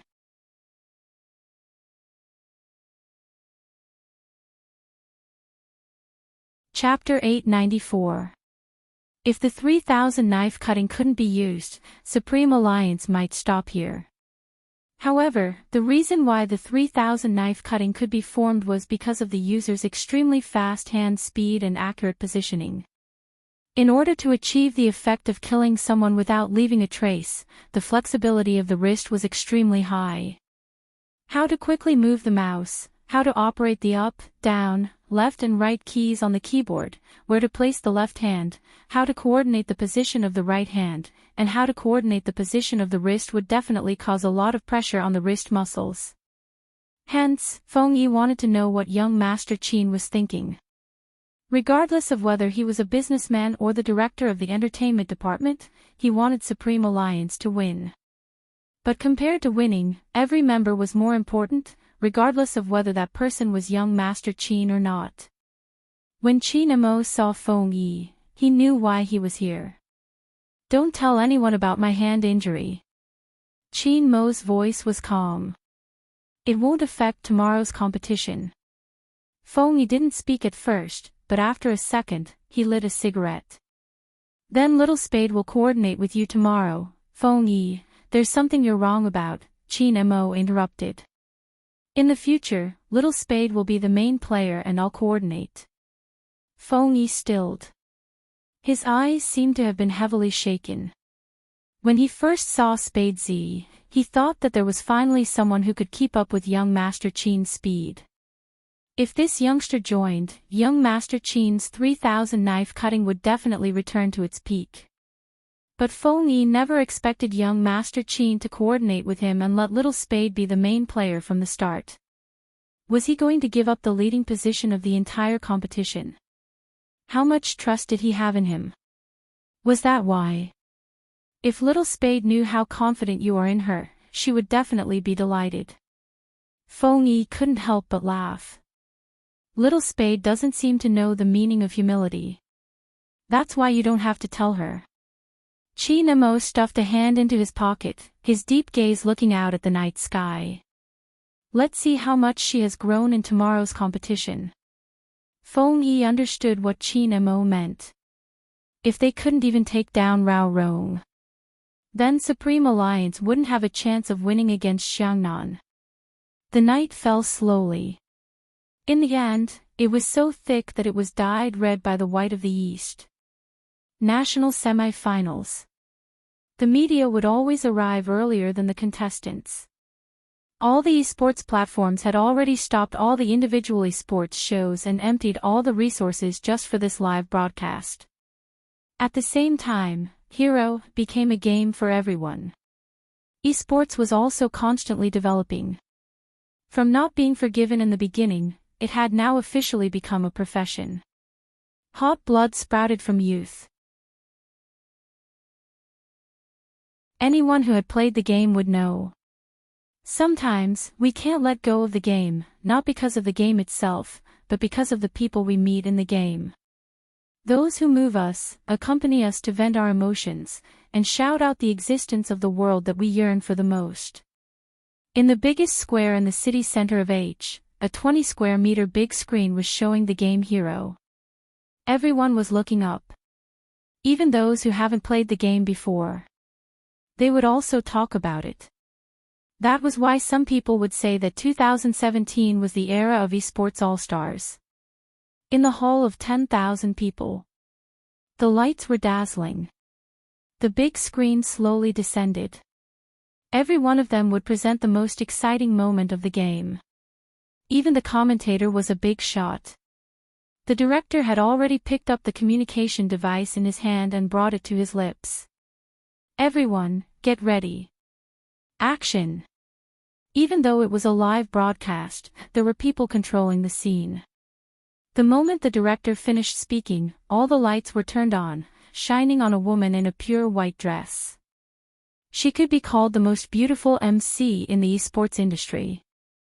Handsome men and beautiful women, we meet again in the annual National League. A year has passed, but I haven't let go of Hero. What about you guys? The female MC's voice was loud and clear. The atmosphere in the hall was stirred up instantly. The female MC smiled. I heard that this year's competition is more exciting than the previous years. There are many reasons. Let me start with one, the #1 newcomer in Hero, the FC King of Zone C. This was the introduction of the order of appearance. It was different from all the previous competitions. The moment the female MC finished speaking, the big screen immediately showed the scenes of the youngster playing the game. The way he moved the mouse, the way he smiled when his hands were fast, the way he was in a variety show, wearing a pure black uniform on his shoulders, the clothes fluttering in the wind, his eyes looking towards the camera, the handsome and arrogant self-introduction, just 5 words. I am Spade Z. When Bo Jio came out, almost all the other screens were recording the scenes of the youngster killing enemies in the game, from the first appearance of this ID in the game to the National League. Coming and going without a trace, one FC kill after another, as the number accumulated, converged into one word, KO. When they saw this scene, some fans even reached out to cover their mouths, their hearts beating along with the special effects of the game. That extremely short scene pulled them back into their memories. The first time they heard the name Spade Z. That person was still farming FC kills in the wilderness area. Now, he stood in the esports arena, his eyes were clear, his body tall and slender. He became the star that everyone paid attention to. Among them, the ones who felt the most were the Spade fans who stood behind the youngster from the beginning. They finally reached this step. In a month's time. It seemed like they had experienced too much. The scene of the youngster being splashed with coke was still vivid in their minds. The figure that stood in front of the computer after losing the game, and lowered his head for the first time, was still there. All of these difficulties were fixed in the final scene. The youngster's messy silver hair walked out from the entrance, his handsome and devilish side profile was the same as before. Every single one of them made their entrance in the same way. Even Shui Yao Yao. From the most ordinary to the most extraordinary. Now, Shui Yao Yao could finally look back unwaveringly after seeing those gazes. It was because she was wearing the uniform. All the team members were gathered. They lined up handsomely, exuding the aura of a king. Similarly, the opponent wasn't weak either. It was because of this level of strength that people were looking forward to seeing on the big screen. However, there were still places that the camera couldn't capture. For example, in the resting area before the start of the competition. It wasn't known if it was intentional, but when Li Nuo tilted his head to take something, he bumped into Rao Rong's shoulder. There was a hint of disdain in his gaze. "Captain, you aren't young anymore. The next time you stand in the formation, find your position, don't always try to stick your head out." Rao Rong didn't reply, his gaze darkening. What Li Nuo hated the most was this person's gaze. He was just a poor man who had been chased away, but he really thought he was someone important. "I'm thirsty too, buy me a bottle of water." "You don't have to watch over the 1v1, I know how to fight." Li Nuo's words were so harsh that the club manager was put in a difficult position. Asking an esports captain to buy water, this. But for the sake of the investment, the manager spoke up. "Rao Rong, go ahead, we'll take care of the competition." Rao Rong lifted his lids, looking at the manager. That kind of gaze really made people uncomfortable, especially the manager, who understood everything in his heart. But so what? In the end, money was still the most important. The manager coughed pretentiously. "This is the National League, Rao Rong, don't throw a tantrum." While he was saying these words, he didn't notice Rao Rong's clenched and relaxed fists. In the end, he seemed to have given up on something. His eyes turned deathly still. "All right." It was Rao Rong's voice. It was a voice Lin Chintao had never heard before. His voice was hoarse and damp. The Rao Rong he knew. The Almighty who moved his mouse in high spirits. When had he ever been forced to such a state? Bang! The bottle of mineral water fell onto the ground. Lin Chintao bolted up from his chair, tugging Li Nuo's collar. "Don't you have hands?" "You don't even know how to grab water, young Master Li." Such a commotion naturally attracted the attention of everyone. Even the media started to pay attention to them. The club manager had to calm things down, lowering his voice. "Chintao, it's a competition, what are you doing?" "What am I doing?" Lin Chintao scoffed.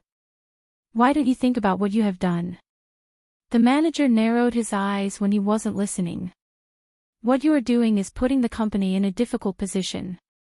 Are you still going to compete?" Lin Chintao knew it was a threat. He clenched his fists, lowering them. In the end, Rao Rong held onto his wrists.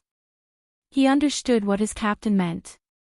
But once he was forced to bear with it, he had to sacrifice his pride. He didn't have to bear with it. Wasn't esports all about winning? If power was involved, could it still be called esports? Lin Chintao released his grip. Just as the manager and Li Nuo were about to reveal a smug expression, Lin Chintao spoke up again. "Then let's not compete. I'm withdrawing from the team. Without a captain to direct us, there's no point in competing." "I'm withdrawing too." One of the players stood up, his expression calm. "I joined the club because Captain Rao is here." "I'm withdrawing too." The third, fourth, and fifth, apart from Li Nuo, the entire team felt the glint in their eyes. It made the club manager's heart skip a beat. Where was this? It was the National League semi-finals. Countless eyes were on them. Besides, hadn't they invested so much for this competition? They didn't want to compete just like that, they were making the club a scapegoat. If all of their team members quit during the National League semi-finals, the impact would be enough to destroy all of their business. The club manager had never expected Lin Chintao to be so daring. It wasn't just Lin Chintao, it was the same for the usually quiet team members. What exactly were they up to? How did the manager know? Rome wasn't built in a single day. This wasn't a young team. They had also walked through that difficult era until now. They watched as they destroyed the thing they cared about the most. They persuaded themselves to bear with it because of the competition and because they cared too much about their position. If Lin Chintao hadn't been the first to speak, they wouldn't have stood up. But human hearts were made of flesh. All they hoped for was a fair competition. It was easy for a single person to speak up. However, the voices of a group of people could blossom into flowers. In this world, one couldn't be arrogant after doing something wrong and hurting others. This was the esports arena. The place they loved the most.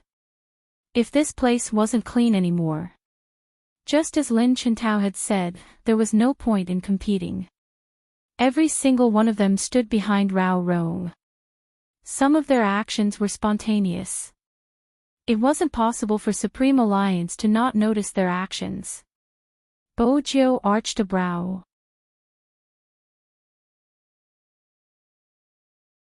Feng Shang didn't understand, stammering, "Oh idol, what are they doing?" "Nothing." Bo Jiu turned and patted Feng Shang's head. "We met a team that deserves a good fight." Feng Shang still didn't understand, but it didn't affect his excitement. It had been a long time since he was patted on the head by his idol.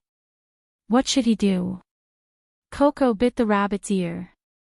He couldn't help rolling his eyes. He had never seen someone who blushed so easily. He didn't seem like Manager Feng's brother at all. But this time, the opposing team was about to change. They had indeed changed. It wasn't just these people. There was Rao Rong. A heart that had already died. Unknowingly, it started beating again. It was probably because of the figures standing behind him. Or perhaps it was because he was reminded of the days he had fought alongside them. Or perhaps it was because his father had told him to go and fight an intense esports match. Rao Rong glanced up, the phone in his pocket ringing. At this moment, it was obvious who it was. He didn't pick it up, allowing the ringing to continue until it stopped. The club manager gave in. He had no choice but to give in, he had to coax them into competing. Fine, as long as you're happy. Everyone, I was wrong, okay? This is a competition, not a game. Don't just casually say that you want to leave the team. How can you do that, right? The manager saw that the situation was not easy to clean up, so he tried to keep the peace. Rao Rong glanced over, speaking for the first time since he entered.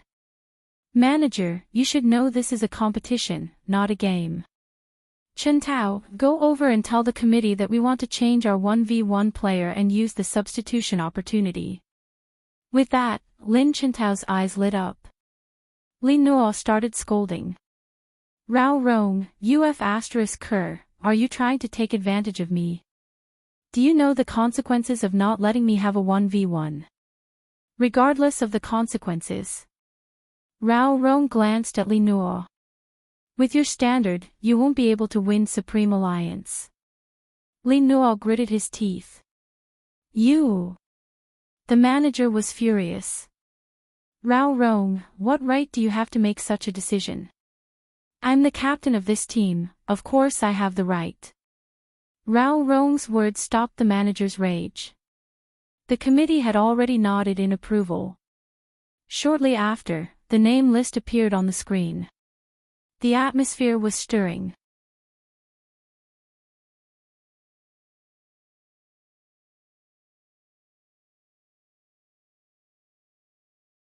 Chapter 895. The real competition was about to begin. That was the thought in everyone's mind. The scene started. Yin Weiyao was still smoking, dressed in his black uniform. He took over Yunhu's place and walked towards the 1v1 seats. The special effects started playing. The two players put on their headphones at the same time. The competition had officially begun. Everyone knew that this was a PK between the two players. The more skilled they were, the longer the battle would take. At this point, no one would say that Yin Weiyao was old and unsuitable for esports. The shoutcasters weren't as confident as when Supreme Alliance had just entered the scene. At this point, everyone finally admitted that Supreme Alliance wasn't weak. But that didn't mean that they would win. Because their opponents weren't simple. The first blood was taken by Lin Chintao's team. But very quickly, Yin Weiyao returned the favor. Every time the two players clashed, the audience couldn't help but take in a deep breath. This was a battle where either one of them would die. They were both considered to be older people in the esports arena. But their drive didn't diminish at all. If it was a newbie, he would have been killed by the uncle. Lin Feng loved to speak the truth.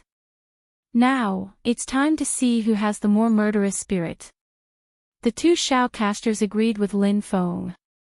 Veteran players have their advantages. They have more experience and are familiar with the map.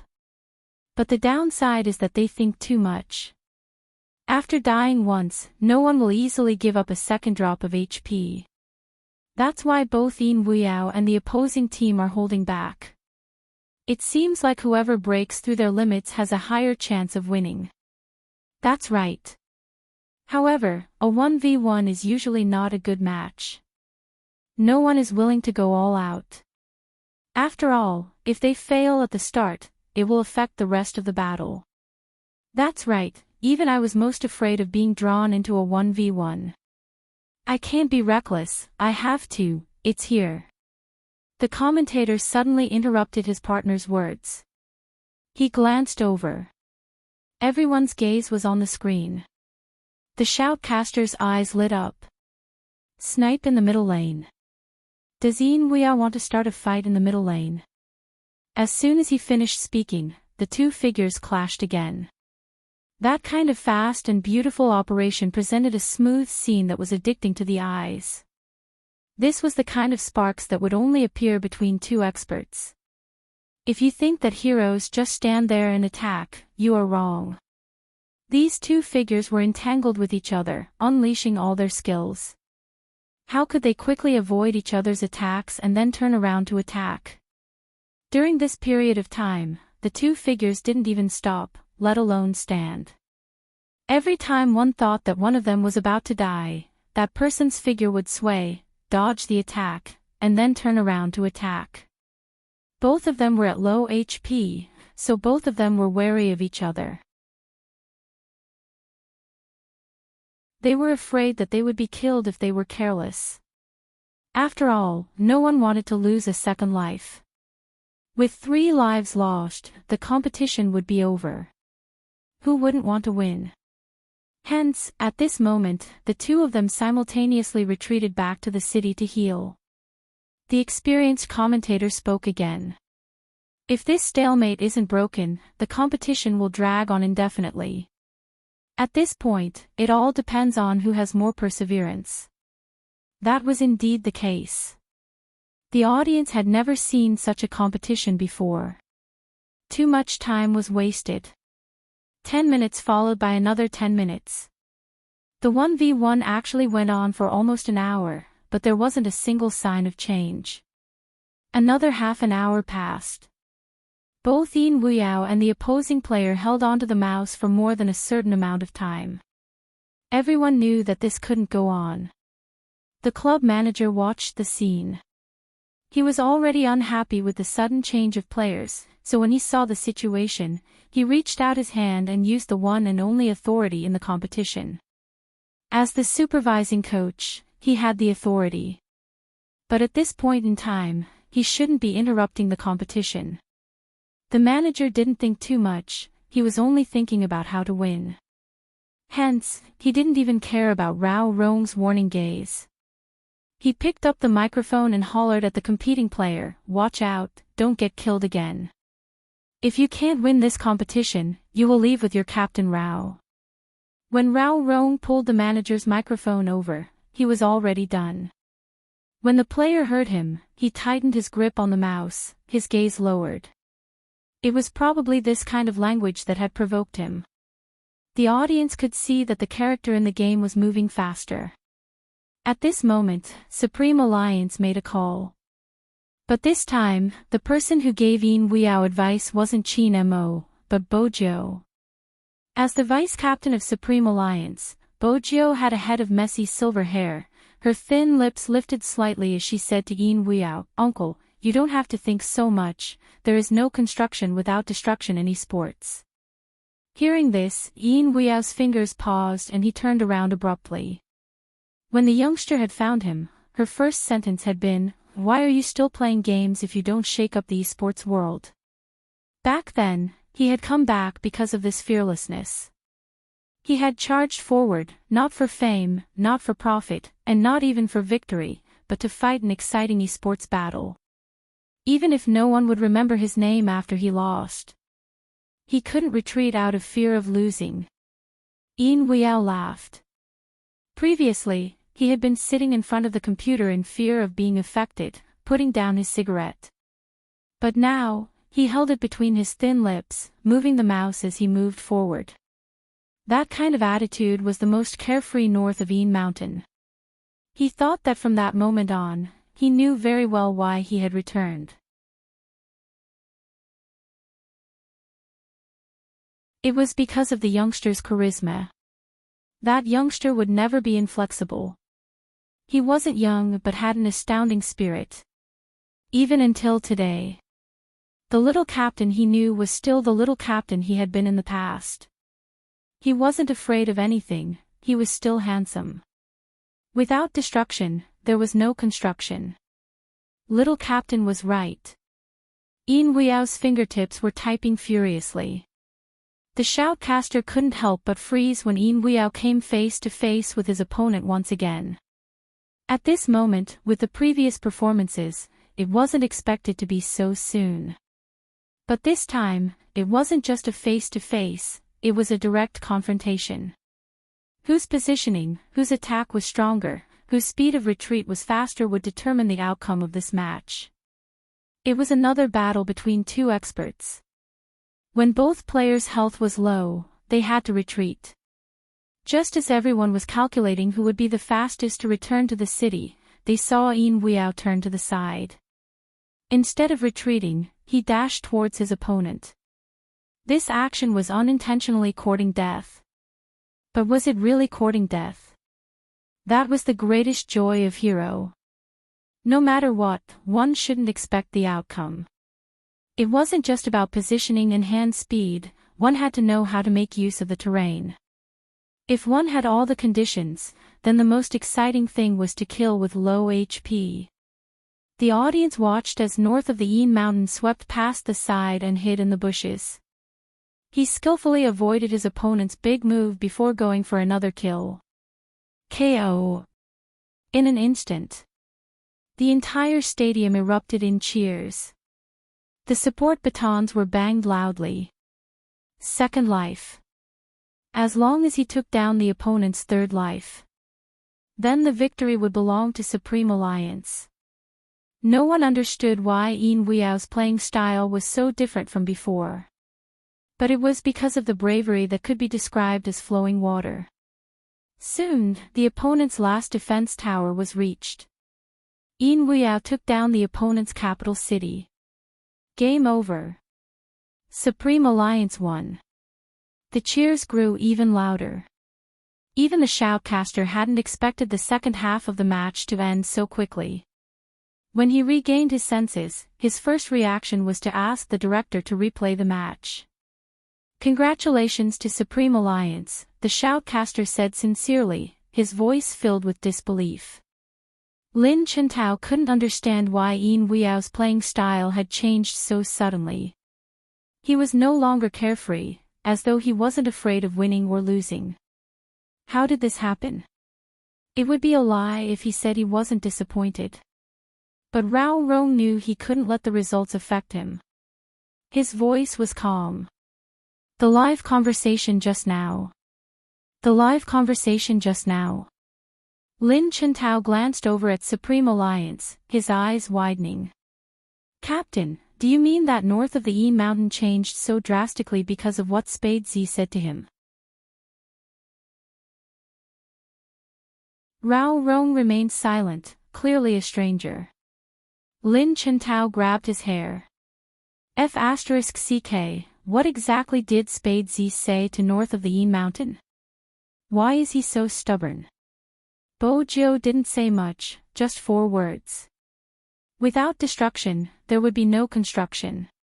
It was very suitable for Yin Weiyao at this stage. And why did Yin Weiyao dare to charge forward? It was because he knew even if he lost, his team members would also win it back. Because in a 2v2, the 2 people who were about to go on stage were the ones who could give people a sense of support. On the other hand, Lin Chintao's team wasn't in a good mood.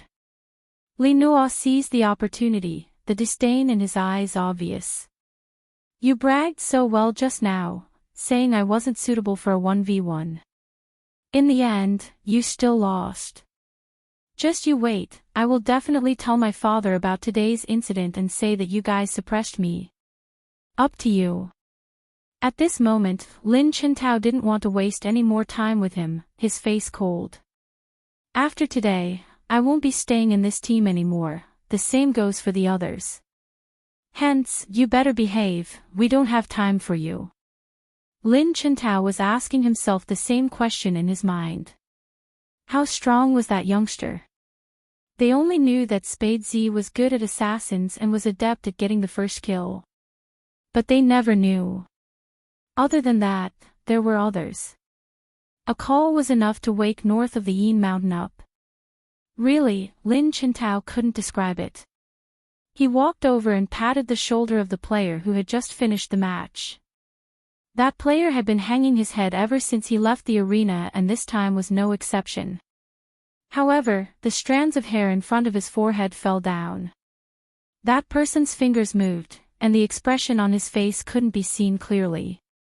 After playing in the Pro League for so long, some things have probably been implanted into my bones. For example, I'm very afraid of losing. Because of this fear, I don't even dare to do the bare minimum. I'm the one who didn't have enough courage. Rao Rong sat beside him. You played well, even though you lost. With that, the player's back trembled. Yes, no one could deny that it had been an exciting match. The time record had exceeded any other match since the start of the competition.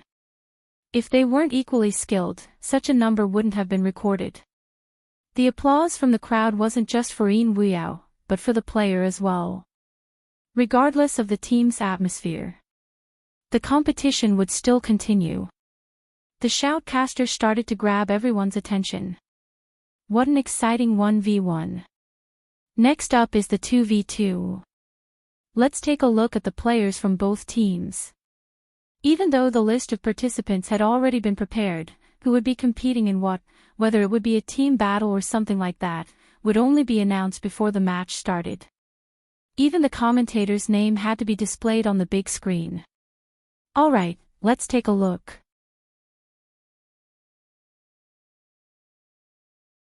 The players are Lin Chintao and Rao Rong. The shoutcaster's eyes widened when he saw the 2 names. Even he hadn't expected the 2 of them to be in the 2v2. Are they up to something? F***CK, are my eyes playing tricks on me? Almighty Lin and Almighty Rao are out now and they are even playing doubles. I want to know who Supreme Alliance is sending. It should be the Fengyun duo, right? After all, they have high chemistry. Even though Shui Yaoyao and Feng Shang have good teamwork, they are nothing compared to Almighty Rao. I think it should be the Fengyun duo too. After all, there are only 4 Supreme Alliance members who have played doubles before. The other two are newbies, so it isn't suitable today. The two names had appeared at an inappropriate time. The beautiful MC was shocked. She started to press the button on the screen on the left. After seeing the roster, I think everyone is most concerned about the same thing as me. Which two names are from Supreme Alliance? Let's take a look at the screen. The moment the MC finished her sentence, on the huge screen hanging in the air, two names froze with a swoosh. Spade Z, Chin Mo. Just 6 words, written in regular script. It was extremely domineering. All of a sudden, screams filled the air, almost lifting the roof of the entire venue. Spade Z and Chin Mo. Am I seeing things? They are actually on the doubles roster. Almighty Chin and Big Spade have never played doubles before. It's either a 1v1 or a team battle. Doubles. Gosh. I don't know why, but I'm looking forward to it. I feel like this is going to be a sweet competition. My heart aches for Almighty Lin for 3 seconds, F***CK, this is the first time. My Almighty Chin is playing doubles for the first time. In my life, I have never played doubles with anyone. This is my principle. Some people especially wanted to tell this girl that many of Almighty Chin's principles were no longer absolute after meeting Big Spade. This made Almighty Chin's entire being come alive. Doubles. What did that mean?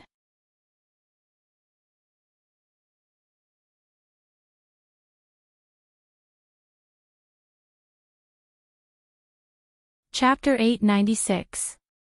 The shoutcasters were stirred up by the atmosphere in the stadium, and their voices carried an unavoidable excitement.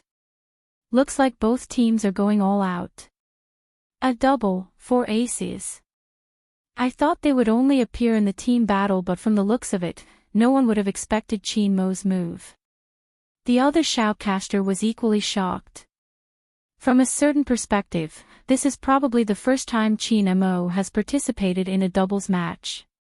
In the past, he has participated in doubles matches with others watching while he killed 2 players alone.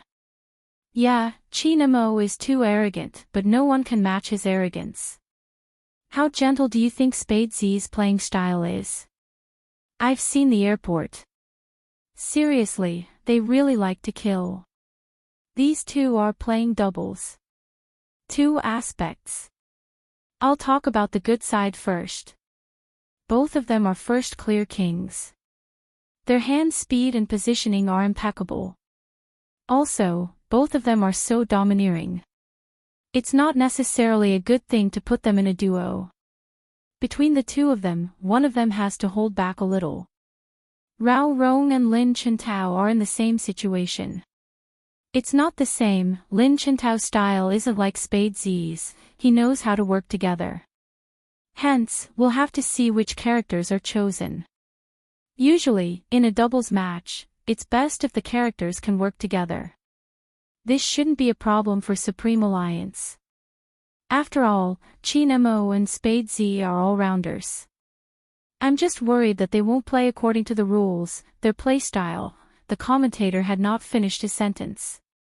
The two of them were already seated in front of the computer. They clicked the mouse at the same time and entered the game, choosing the character they wanted to control. The character's stats appeared. The commentator immediately swallowed his words. This. Do I still play or not? I've already guessed correctly. Even if I don't play by the rules, I can't be this unconventional. 2 assassins. How could they cooperate? Damn. Am I seeing things? Almighty Chin must be joking, right? Almighty Chin, you really won't consider changing to someone else?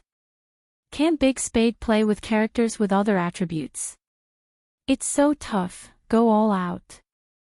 That's not it, Big Spade switched to an assassin this time. With a lifesteal, his HP wouldn't be so low. But Big Spade's forte is camouflage and invisibility.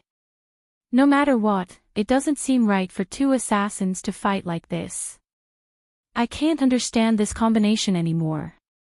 Big Rao's team has a good combination. The assassin has tanky equipment, and there's also a titan. They have crowd control and damage output. Most importantly, if they don't have any squishy skin, the assassin won't be able to cut through them even if he wants to. It was a game that high-level players could understand. Rao Rong and Lin Chintao are the nemesis of Spade Z and Qin Mo, especially Spade Z. Everyone knows that Spade Z's fast hand speed is his specialty, but when it comes to magical flesh, no matter how fast he is, he still has to consider if he can rush over. This is really a match where no one can predict the outcome. The other shoutcaster was puzzled. Why don't Spade Z play a Faden as well?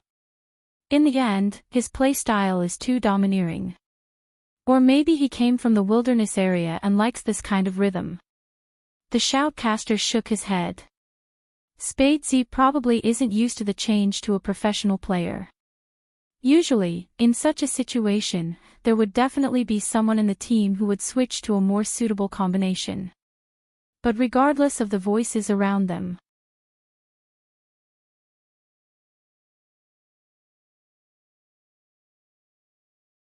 Chapter 897. Similarly, Qin Mo didn't move either. It was no wonder Feng Yi had said they looked alike. All of them were sitting there steadily, without any intention of changing their positions. Any one of them would be able to kill anyone with their looks alone.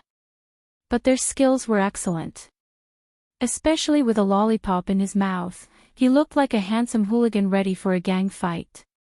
When Lin Chintao saw such an opponent, he really wanted to pull little Spade over and shake her. The four of them had all participated in the same variety show, so they could be considered old acquaintances to a certain extent. Moreover, the Alliance's WeChat group would chat occasionally. From a certain perspective, they were both friends and foes. But when the four of them faced each other, it had always been an unpredictable match. Qin Mo and Spade Z were playing a double. Everyone craned their necks to watch. They were afraid they would miss something exciting. Swoosh! As the game's music blared, the characters that the four of them were controlling appeared on the big screen at the same time. The game had officially begun. All of the fans tightened their grip on the support sticks in their hands, raised their eyes at the same time, and looked in the same direction. In that moment, the crowd was silent, their attention unprecedented. No one knew what kind of visual feast they would be witnessing. Both teams were too strong. The fans were silent, but Lin Chintao couldn't take it anymore. The moment he entered the game, he turned on the public speaker. Little Spade, what's the meaning of both of you playing assassins? And don't you have a toothache from eating lollipops? More importantly, I'm warning you, don't come to our side to fight. If you want to fight, fight your own team. Tell me, do you dare to fight me head-on? As he spoke, Lin Chintao's hands didn't slow down at all. The fans shrugged. He's at it again. This was Lin Chintao's style, he would start with nonsense and end with a taunt. But everyone assumed Big Spade wouldn't bother with him. After all, everyone knew how chatty Lin Chintao was. If you bothered with him, he would definitely ramble on from the start to the end. Unexpectedly, the youngster turned on the public speaker, her lazy voice drifting out. Who wants to fight you head-on, Brother Mo, and I will take the path of a bookworm. You. A top student. Lin Chintao felt that everyone in the world could become a top student. A certain someone looked like a slacker and didn't seem like one. What's wrong with me being a top student? She moved the mouse slightly, her left hand switching between light clicks. The clicking sounds were so fast that it was unbelievable. She still had the time to deal with her opponent's nonsense. As long as it was a battle between experts, they wouldn't take the normal route. However, the shoutcasters could not understand this time. Bo Jiao had always been a player that farmed beasts. Why was she heading straight for the middle lane this time? The speed at which she wiped out the troops was shocking. Rao Rong narrowed his eyes.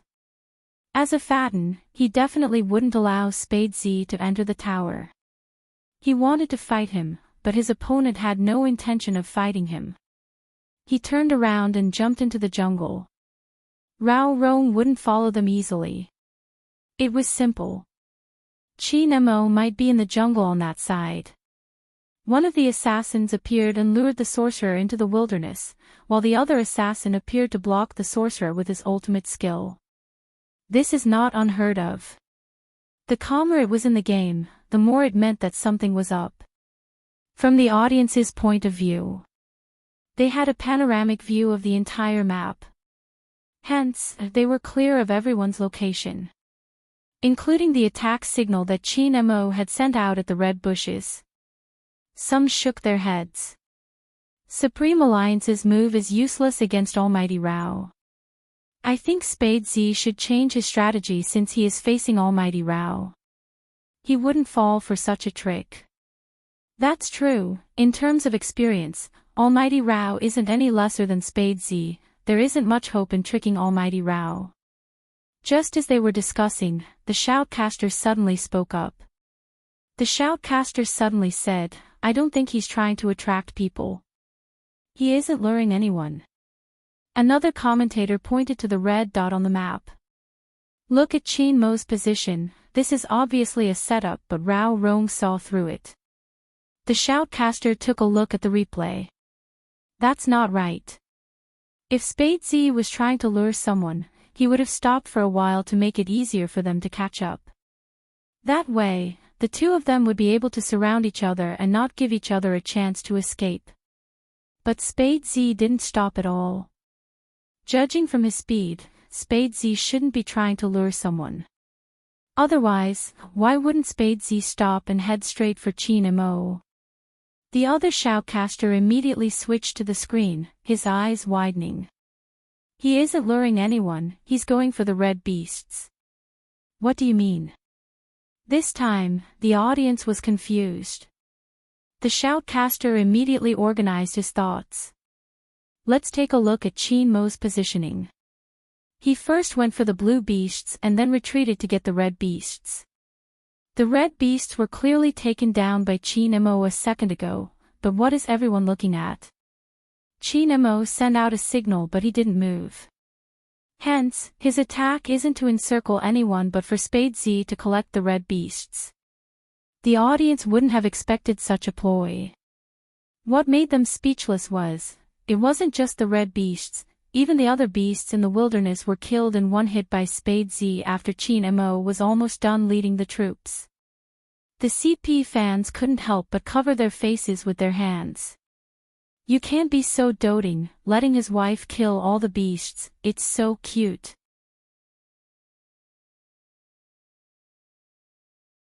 Even though the CP fans' metaphor wasn't very appropriate, it was indeed the case.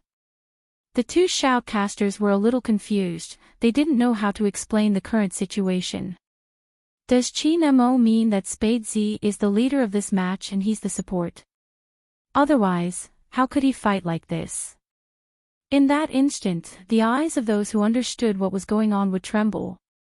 That included Yin Weiyao.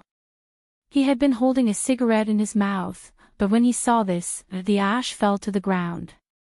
At that moment, he sincerely admired the person who had won the Best Esports Player award at such a young age. Because no captain would be willing to be someone's support. Moreover, he wasn't just anyone, he was the strongest hero, Qin Mo. Or, in his mind, Spade Z was already on par with him. Isn't this too risky? The shoutcaster understood Qin Mo's intentions. But even if Spade Z was the new player king, they had Rao Rong and Lin Chintao on their side. After all, no matter how good Spade Z was, he was still a newbie. Besides, had Qin Mo forgotten? They were playing as an assassin. Right at this moment, the youngster moved again.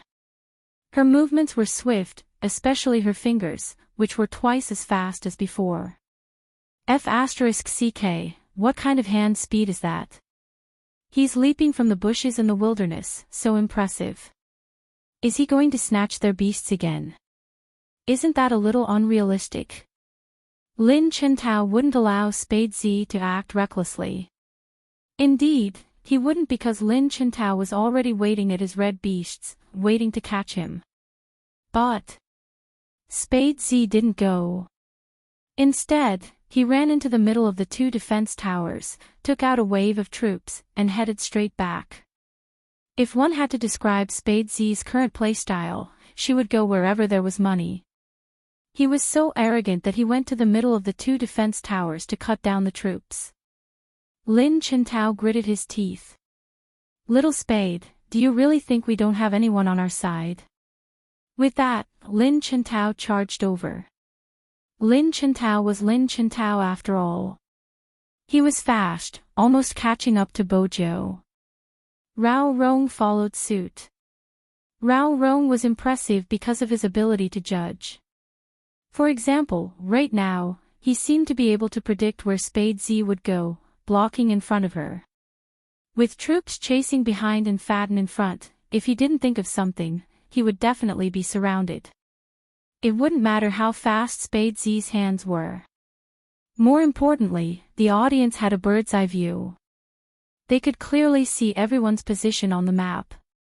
Qin Mo wasn't nearby. Would Big Spade still be alive? The hearts of the fans were squeezed tightly at that moment. Rao Rong narrowed his eyes, his fingers moving swiftly. The first wave of damage landed on Bojo. The damage came with a speed reduction effect. Spade Z's speed had obviously slowed down. As long as Lin Chintao closed in with a big move, Spade Z would definitely die.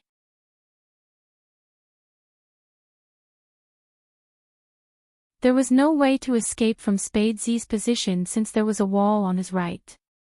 Some couldn't bear to watch any longer. They tilted their heads. The shoutcaster frowned. I'm afraid Lin Chintao's team is going to take that drop of blood.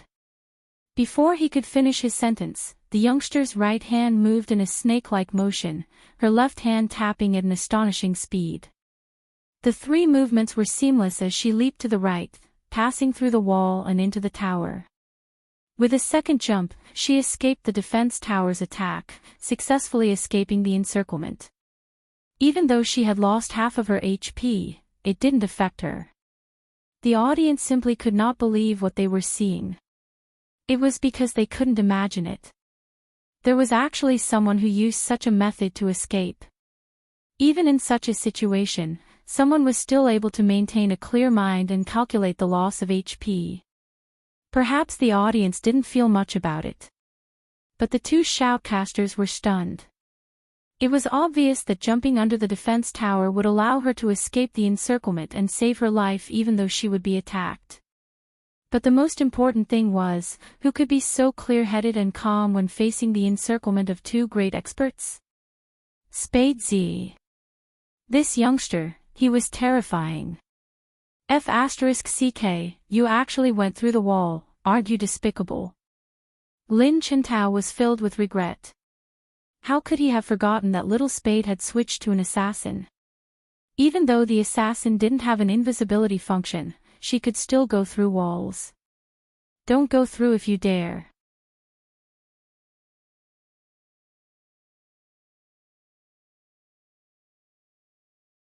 Chapter 898. With that, Bojo paused, standing at the base of her defense tower. She swept a wave of troops arrogantly before returning to the city to heal herself. F***ck. Lin Chintao wanted to fight back.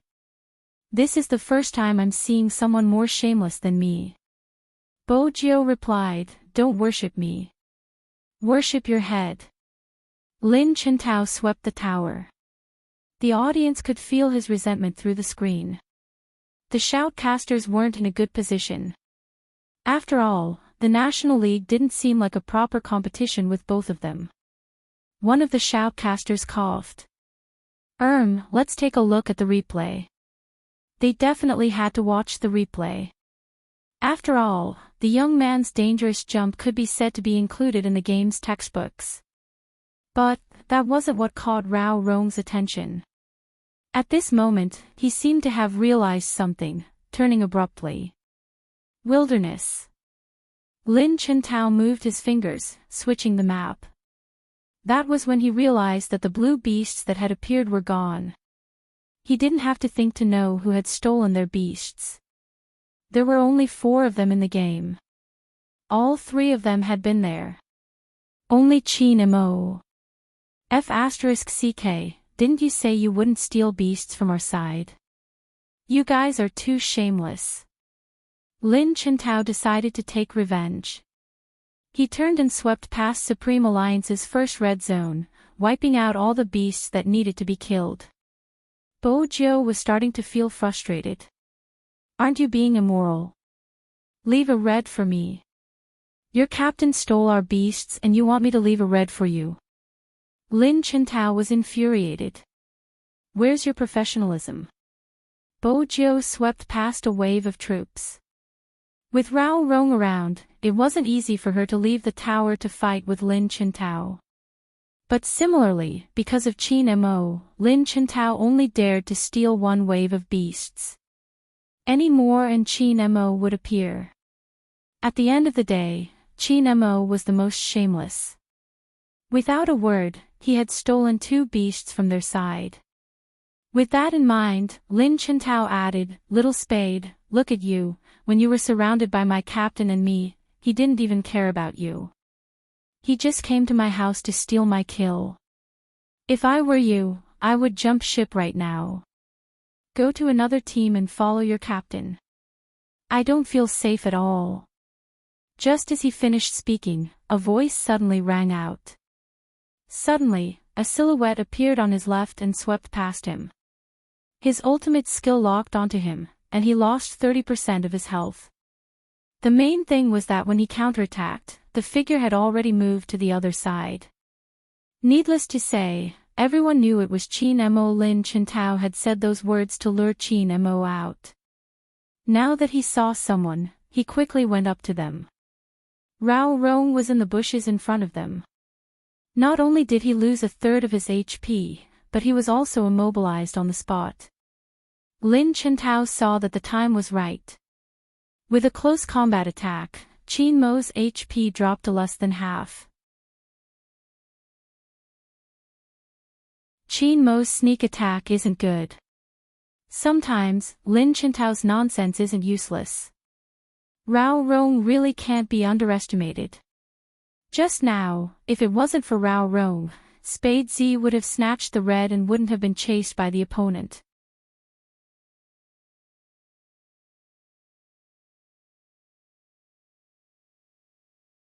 Chapter 899. On the screen, the scene of 2 people chasing after 1 person was very shocking. The audience watched as Qin Mo's HP dropped to a critical level, as though he would be killed in the next second. Qin Mo wouldn't be able to escape even if Lin Chintao tried to kill him under the city defense tower. But at that moment, Qin Mo released a skill, purifying Rao Rong's control.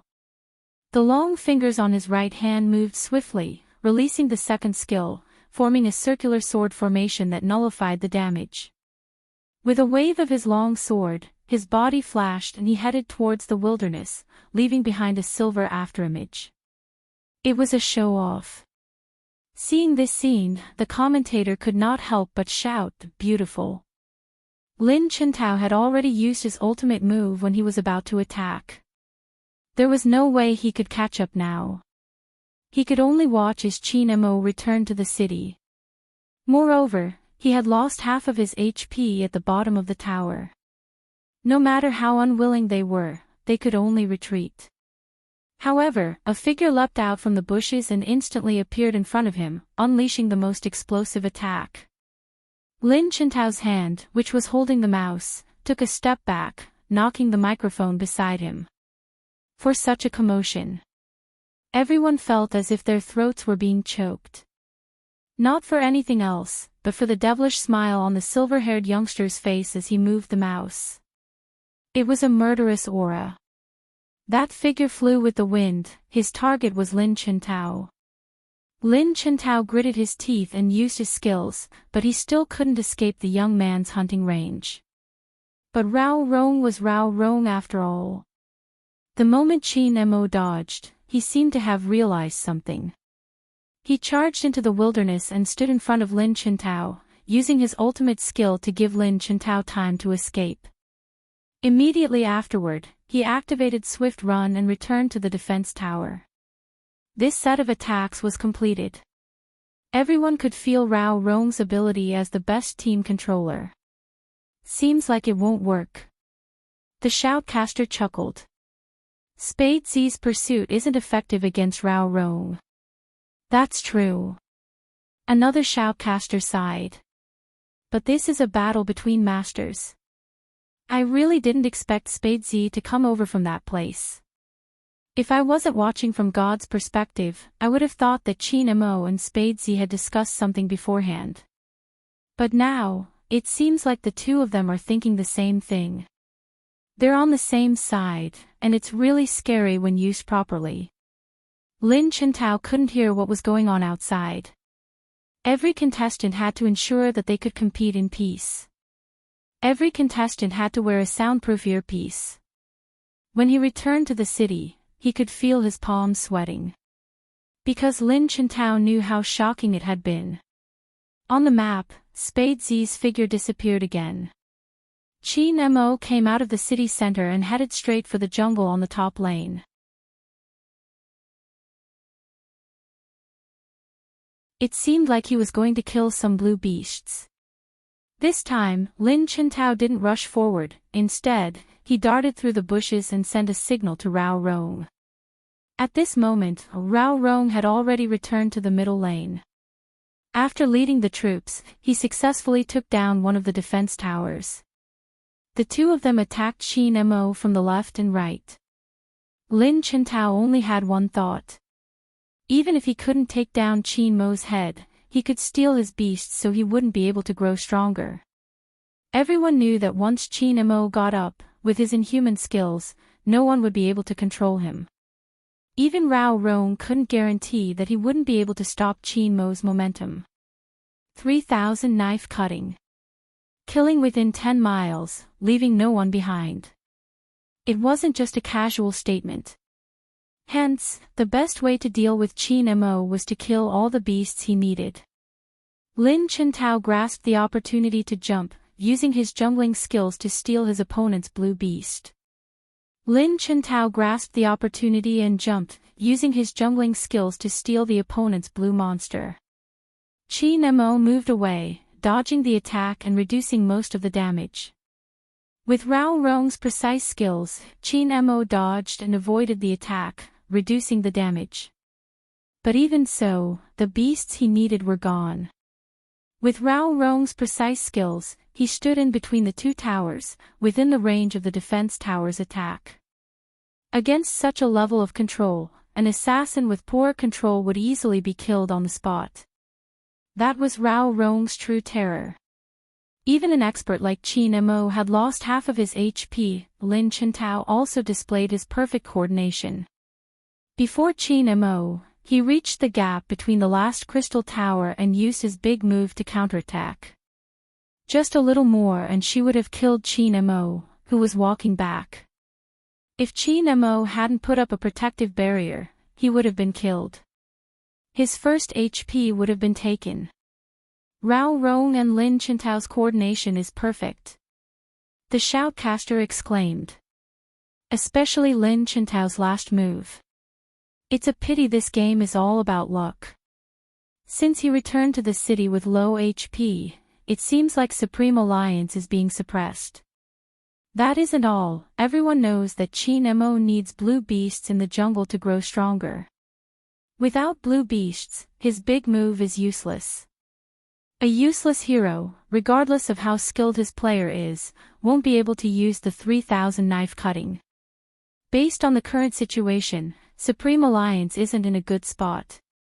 After the fans listened to such an explanation, every one of them seemed to be worried. Almighty Qin, who had been defeated by the 3,000 knife cutting, felt so aggrieved. It seems like Rao Rong is going to lead the tempo. Rao Rong's control is indeed a tough obstacle to overcome. If they don't break through Rao Rong's trap, they will continue to lead the tempo.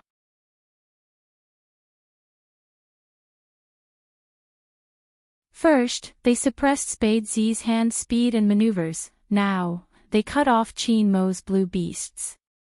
Only Rao Rong can execute such a plan. But come to think of it, even if Supreme Alliance loses this match, there's still the next team battle.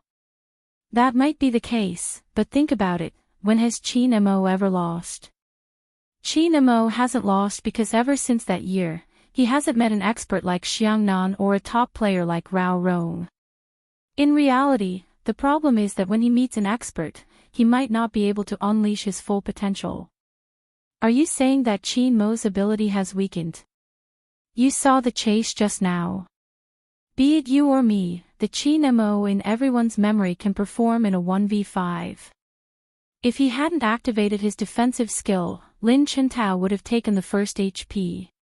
This is the second time he has escaped from the jaws of a tiger. Don't you think it's dangerous? The more Lin Feng listened, the more he felt that the shoutcaster hadn't played for a long time and only knew how to spout nonsense. He had escaped from the jaws of a tiger twice. Each time, he had been able to return to the city accurately, bringing along another wave of troops.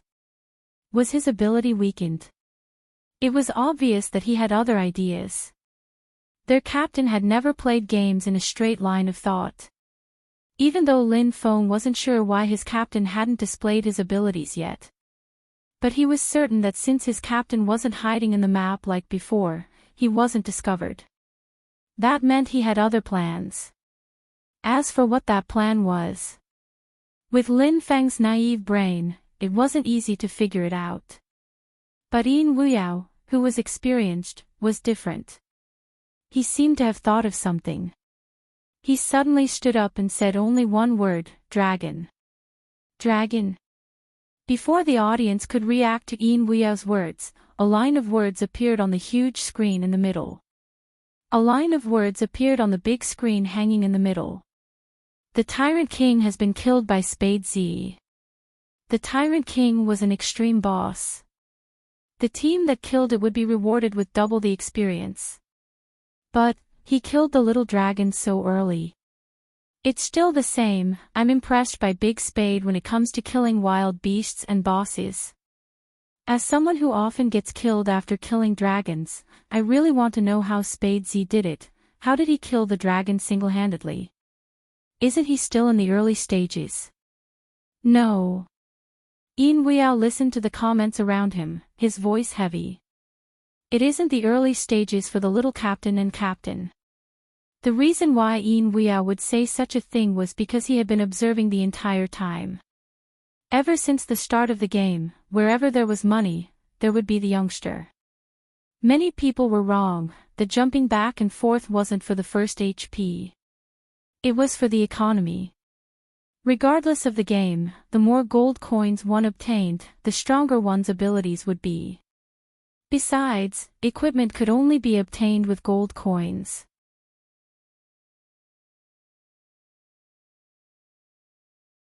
The character that the little captain was controlling had the ability to suck blood, so he could be used as a titan. This solved the shoutcaster's problem of the character's attributes being suppressed. Besides, the little captain had already taken down the dragon, so he didn't have to be afraid of the titan. The moment Bojiu killed the hidden boss, the Tyrant King, the shoutcaster was suddenly enlightened. The shoutcasters seemed to have realized something as well. They immediately got someone to bring up the financial comparison of the 4 contestants so far. That was when they realized that Spade Z's gold coins were in first place, followed by Qin Mo. Which meant that Rao Rong's team seemed to have the upper hand, but that wasn't the case. The two shoutcasters glanced at each other, seeing the same shock in each other's eyes. There's the most important point. Yin Wuyao held a cigarette between his fingers. He was indeed an old man, even his stance was typical of his generation. Ever since the start of the game, the little captain and the captain have never stood together, which means that they have been fighting 1 against 2. His last sentence, 1 against 2, was like a bolt of lightning, jolting everyone awake. If the shoutcaster had only been shocked. But now, they were completely shaken. Because Yin Wuya was right. Ever since the start of the game, both Qin Mo and Spade Z had been able to control the other two, gaining the time difference to allow the other to do what he wanted. For example, Qin Mo had wiped out the other party's jungle. For example, this time, Spade Z had killed the Tyrant King. If all of this was planned, then the two of them are really terrifying, the commentator murmured in disbelief. They didn't communicate at all, did they? Other than Lin Chintao's nonsense, Spade Z. Furthermore, those words sounded rather thick-skinned. How could they have thought of the same thing? There's no need to communicate in front of a true expert. Yin Wuya held the cigarette in his mouth, looking slightly mischievous. Not to mention the two of them. The two of them. Every single one of them was able to set the tempo of the entire game. Even when they were fighting 1 against 5, they would be able to kill one of them and escape successfully. How could they only act on the surface when they were doing things? But how much trust did they have to use such a strategy? Spade Z's confidence in Qin Mo was understandable. Did Qin Mo have the same confidence in Spade Z? Did he think that even if the youngster was facing 2 people, he wouldn't be destroyed? It had to be said that such a thought was too presumptuous. However, they had really presented such a method to the public. Even if their fighting style was too domineering and they weren't convinced, so what if they wanted to develop independently?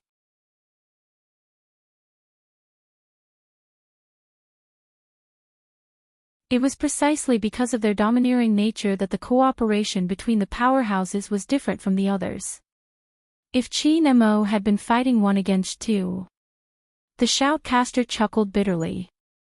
I wouldn't have dared to imagine what it would be like if the two of them worked together. At this moment, no one dared to say that it was inappropriate for the two of them to choose assassins at the same time. Even though their formation wasn't compatible, it gave off an inconceivable feeling. Even Lin Chintao didn't waste any more time, focusing on the map. He knew it wasn't a suitable time to capture Spade Z because it would be difficult. Even if he managed to capture him, he would be able to defeat Spade Z in a one-on-one duel because of the disparity in their finances and equipment. But if their captain had followed behind him, he would have been able to kill Little Spade. Even if Little Spade's maneuvering was incredible, he would be able to do it as long as he was given an opening. But their captain had chosen Fa Tan. Under normal circumstances, Spade Z would have escaped before their captain had arrived. Lin Chintao hadn't expected their formation to suppress their opponent. At the end, it would reveal their weakness. They weren't as agile as their opponent. In other words, they couldn't kill as fast as the enemy, and they couldn't run as fast as the enemy. But Lin Chintao hadn't expected this. Qin Mo had actually given up on the blue beasts in order to protect Little Spade. Unless... Lin Chintao paused. The main attacker wasn't him, but Little Spade. Rao Rong had figured it out long before Lin Chintao could. But, was this youngster really that good? Was Qin Mo willing to assist him? That was Qin Mo. However, the silver-haired youngster in front of the computer wasn't affected by the gazes, her side profile as handsome as ever. After returning to the city, her fingers moved, flicking her black wrist guard. Her lips lifted, her handsomeness numbed their hearts. You're tuning into the LoveLore Library YouTube channel. We're so grateful for your support and don't forget to subscribe to join us on this incredible journey through captivating stories. Your generosity through donations truly makes a world of difference, as it's the primary source of revenue that allows me to expand and enhance this channel for you. Thank you from the bottom of my heart for being a part of this adventure.